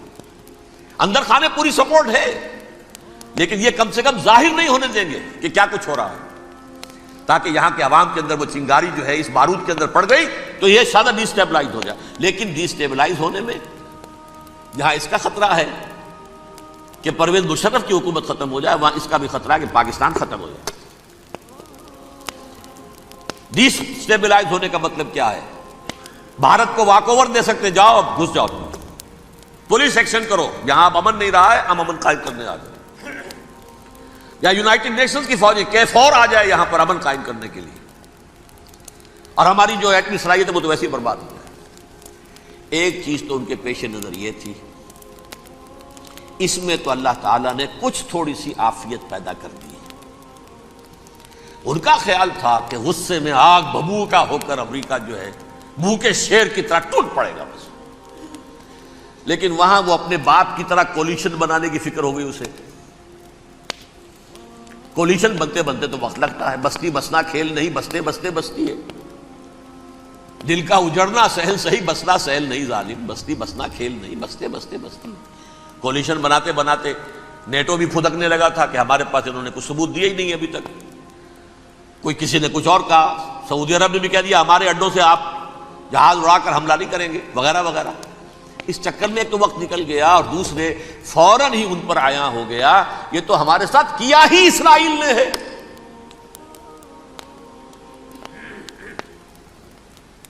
لیکن یہ بات لیک نہیں کرنا چاہتے۔ میں نے خود سنا اور بھی بہت لوگوں سے کہا کہ یہ باقاعدہ اسٹیٹ ڈپارٹمنٹ کی طرف سے ٹی وی پر، CNN پر، BBC پر یہ اعلان آیا کہ یہ جو انویسٹیگیشنز ہو رہی ہیں اس حادثے کی تحقیقات کی، اس کی معلومات لیک کیوں ہو رہی ہیں؟ لیک نہیں ہونی چاہیے۔ کیوں؟ اسامہ کے خلاف اگر کوئی ثبوت ہے لیک ہو جائے 1000 مرتبہ، کس کو کوئی نقصان ہے؟ یہ کون سا تھا، کون سا لیکیج ہے جسے روکنا مقصود ہے؟ وہ تو ہمارا متمنا ہے، ہمارا بیٹا ہے، وہ کر رہا ہے، اس گھر کو آگ لگ گئی گھر کے چراغ سے۔ But they have given a message to the United States of America, ہمارے راستے میں اب مت آنا، ہم پر دباؤ نہ ڈالنا، don't appease the Arabs at our expense. یہ الفاظ ہیں شیرون کے، ان کی خوشامد، ان کو خوش کرنا، ان کو پسند کرنا، ان کو راضی کرنا ہماری کاز پر۔ جیسے سلوواکیہ کے اوپر قبضہ جو ہے جرمنی کا ہٹلر کا تسلیم کر کے تم نے اس کو بڑھاوا دے دیا تھا اس وقت، ایسے ہی تم چاہتے ہو ہمیں بھی سلوواکیہ بنا دینا، ہم نہیں بنیں گے۔ یہ ہے اصل میں صورتحال۔ جیسا کہ میں نے عرض کیا، افغانستان پر اب یہ جیسے کھسیانی بلی ہوتی ہے کھمبا نوشتی، کریں گے تو صحیح حملہ، اس جگہ اتنی تیاری پوری دنیا کے اندر کر کے کچھ نہ کچھ تو کریں گے، کچھ نہ کچھ تو کارکردگی دکھائیں گے۔ اصل میں وہ زور شور اب ان میں نہیں ہے افغانستان کے بارے میں، بلکہ تاریخ میں ایک مرتبہ پھر وہی بات ہو گئی ہے کلما اوقدوا نارا للحرب اطفاها اللہ، اللہ تعالیٰ نے کم سے کم اس کی تندی کو کم کر دیا، اس آگ کی بھڑک اور تندی جو ہے وہ انشاءاللہ کم ہو جائے۔ البتہ افغانستان میں کیا ہوگا یہ میں نہیں کہہ سکتا۔ ان ادری قریب ام بعید ما توعدون، جیسے کہ قرآن مجید میں حضور سے کہلوایا گیا، میں یہ نہیں جانتا جس چیز کا وعدہ تم سے کیا جا رہا ہے وہ قریب ہے یا دور ہے، میں نہیں جانتا۔ وَإِنْ أَدْرِي لَعَلَّهُ فِتْنَةٌ لَكُمْ وَمَتَاعٌ إِلَىٰ حِينٍ، میں نہیں جانتا، ہو سکتا ہے ابھی اللہ تعالیٰ تمہیں کوئی مہلت دے اور کچھ وقت کے لیے تمہاری رسی دراز کر دے اور ابھی عذاب کو ٹال دے۔ جب حضور سے یہ کہلوایا جا رہا ہے ان ادری، یہاں تک بھی کہلوا دیا گیا مَا أَدْرِي مَا يُفْعَلُ بِي وَمَا بِكُمْ، مجھے نہیں معلوم میرے ساتھ کیا کیا جائے گا، تمہارے ساتھ کیا کیا جائے گا۔ تو بہرحال کون دعوے سے کہہ سکتا ہے کہ یہ ہوگا؟ تباہی بھی آ سکتی ہے، کوئی بڑا سیٹ بیک بھی آ سکتا ہے، اپس اینڈ ڈاؤنز ہوتے ہیں۔ احیاء اسلام کا پروسیس چل رہا ہے، لیکن احیاء پروسیس میں حضور کے زمانے میں بھی غزوہ بدر میں ایک دفعہ گراف جو ہے چلا گیا تھا آسمان پر، تو غزوہ احد میں وہ بہت نیچے بھی تو آ گیا تھا نا، مسلمانوں کے حوصلے پست بھی ہو گئے تھے نا۔ وَلَا تَهِنُوا وَلَا تَحْزَنُوا وَأَنْتُمُ الْأَعْلَوْنَ إِن كُنتُم مُؤْمِنِينَ، یہ تشفی دینی پڑی تھی نا، گھبراؤ نہیں، ڈرو نہیں۔ إِن يَمْسَسْكُمْ قَرْحٌ فَقَدْ مَسَّ الْقَوْمَ قَرْحٌ مِثْلُهُ، اگر تمہیں کوئی چرکا لگا ہے تو تمہارے دشمنوں کو اس سے بڑا چرکا لگ چکا ایک سال پہلے، انہوں تو ہمت نہیں چھوڑی، ایک سال کے بعد دوبارہ ہو گئے حملہ آور تم پر، تم کیوں دل چھوڑتے ہو؟ تو کوئی سیٹ بیک آ سکتا، اور یہ بھی ہو سکتا ہے، اور اللہ کرے کہ ہو جائے، کوئی واقعہ فیل بھی پیدا ہو سکتا ہے دوبارہ۔ اللہ تعالیٰ چڑیوں کے ذریعے سے اور ان کی چونچوں اور ان کے پنجوں کی کنکریوں کے ذریعے سے ہاتھی والوں کو برباد کر سکتا ہے۔ الم تر کیف فعل ربک باصحاب الفیل الم یجعل کیدہم فی تضلیل وارسل علیہم طیرا ابابیل ترمیہم بحجارۃ من سجیل فجعلہم کعصف مأکول، کھایا ہوا بھوسا جگالی کر کے جب نکلتا ہے جیسے ہوتے ہیں، ایسا پورا لشکر کر دیا گیا۔ اللہ تعالیٰ کر سکتا ہے، کوئی اس کے لیے مشکل نہیں۔ وہ علی کل شیء قدیر، اسے ہر شے کی قدرت حاصل ہے۔ لیکن اصل بات جو ہے میں آپ کو بتانا چاہتا ہوں، یہ ہے سائیڈ ایشو، اصل ایشو ہے فلسطین کا جو شروع ہونے والا ہے، بھٹی دہکے گی وہاں۔ ظاہر بات ہے کہ اگر کوئی بہت بڑا اقدام ہو جاتا ہے فلسطینیوں کے خلاف، اور اگر واقعتاً مسجد اقصیٰ اور قبۃ الصخرہ گرا دیے جاتے ہیں، جو طوفان اٹھے گا عالم عرب میں، یہ حسنی مبارک ہوں یا شاہ خالد ہوں یا کوئی اور ہوں، یہ نہیں روک سکتے اس طوفان کو۔ نوجوان خون اٹھے گا، غیرت اور جو بھی حمیت ہے۔ مسلمان ان پڑھ سے ان پڑھ اور بالکل بے دین، وہ بھی مسجد کی حرمت پر کٹ مرنے کو تیار ہو جاتا ہے۔ مسجد تو بنا دی شب بھر میں ایمان کی حرارت والوں نے، من اپنا پرانا پاپی ہے، برسوں میں نماز ہی بننا سکتا۔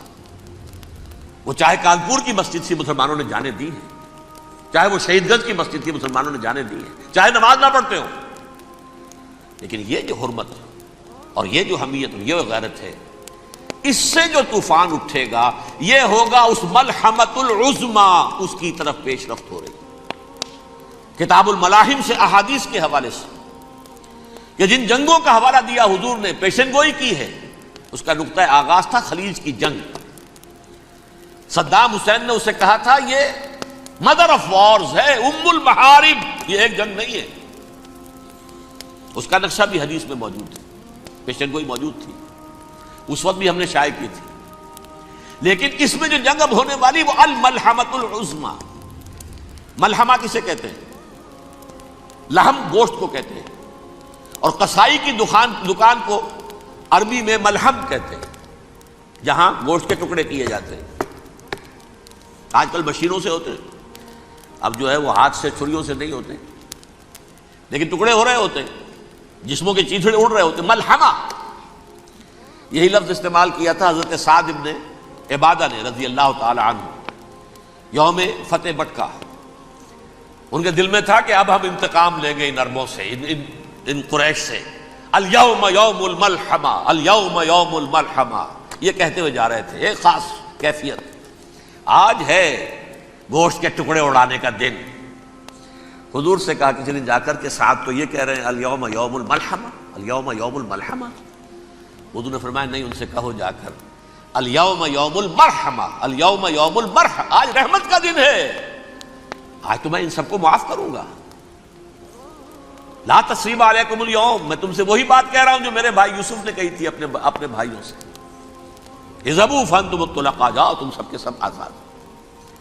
وہ ملحمہ ہے جس کو کہ حضور نے حضرت معاذ بن جبل رضی اللہ تعالیٰ عنہ سے روایت ہے، اس میں سے جو ابو داؤد میں روایت آئی ہے اس میں الملحمۃ العظمی، عظمی مؤنث ہے اعظم کا، آپ کہتے ہیں جنگ عظیم اول، جنگ عظیم دوم، عظیم کا باپ ہو گیا اعظم، سب سے بڑا، اور اس کا مؤنث ہے سب سے بڑی، عظمی، الملحمۃ العظمی، سب سے بڑی لڑائی۔ میرے نزدیک یہ وار کے معنی میں نہیں ہے، بیٹل کے معنی میں۔ انگریزی میں یہ دو لفظ علیحدہ ہیں، وار، بیٹل۔ وار سالوں کو محیط ہوتی ہے، بیٹل کسی ایک خاص جگہ پر جو لڑائی ہوتی ہے اس کو کہتے ہیں۔ حضور کے اور قریش کے درمیان 6 سالہ وار تھی، جنگ تھی، لیکن battles, battle of Uhud, battle of Badr, یہ بیٹلز تھی، لڑائیاں تھیں۔ تو عظیم ترین جنگ شاید اس اعتبار سے نہ ہو جیسے کہ ورلڈ وار 1 اور ورلڈ وار 2، یعنی اس کی وسعت کا اتنا معاملہ نہیں اور طوالت کا نہیں، لیکن جو لڑائی جو ہے بیٹل ہونی ہے، جس کو کہ یہ لوگ، یا چونکہ میں نے کہا تھا شروع میں کہ سرما ہے میری آنکھ کا خاک حجاز و ہول قدس، نیو ٹیسٹمنٹ کی آخری کتاب ہے the book of revelation, revelation of Saint John, اس میں آرمگڈون کہا گیا ہے اسے۔ ہر مجدون، یہ عبرانی لفظ ہے، ہر کہتے ہیں اونچی جگہ کو، سطح مرتفع، مجدون میگیڈو، میگیڈو ایک وادی ہے، مرتفع، وادی مرتفع، یہ ہے واقع لبنان، اسرائیل اور شام کے درمیان جو ٹکڑا، جو ٹرائنگل بنتی ہے، یہ ہے، یہاں پر بڑی جنگ لڑی جائے گی، اور یہ جنگ جنگ صلیب ہوگی جو کہا ہے بش نے، جنگ صلیب۔ سیکنڈ ملینیم شروع ہوئی تھی تو پہلی صلیبی جنگ ہوئی تھی، تھرڈ ملینیم شروع ہوا ہے، یہ سیکنڈ صلیبی جنگ ہے، یہ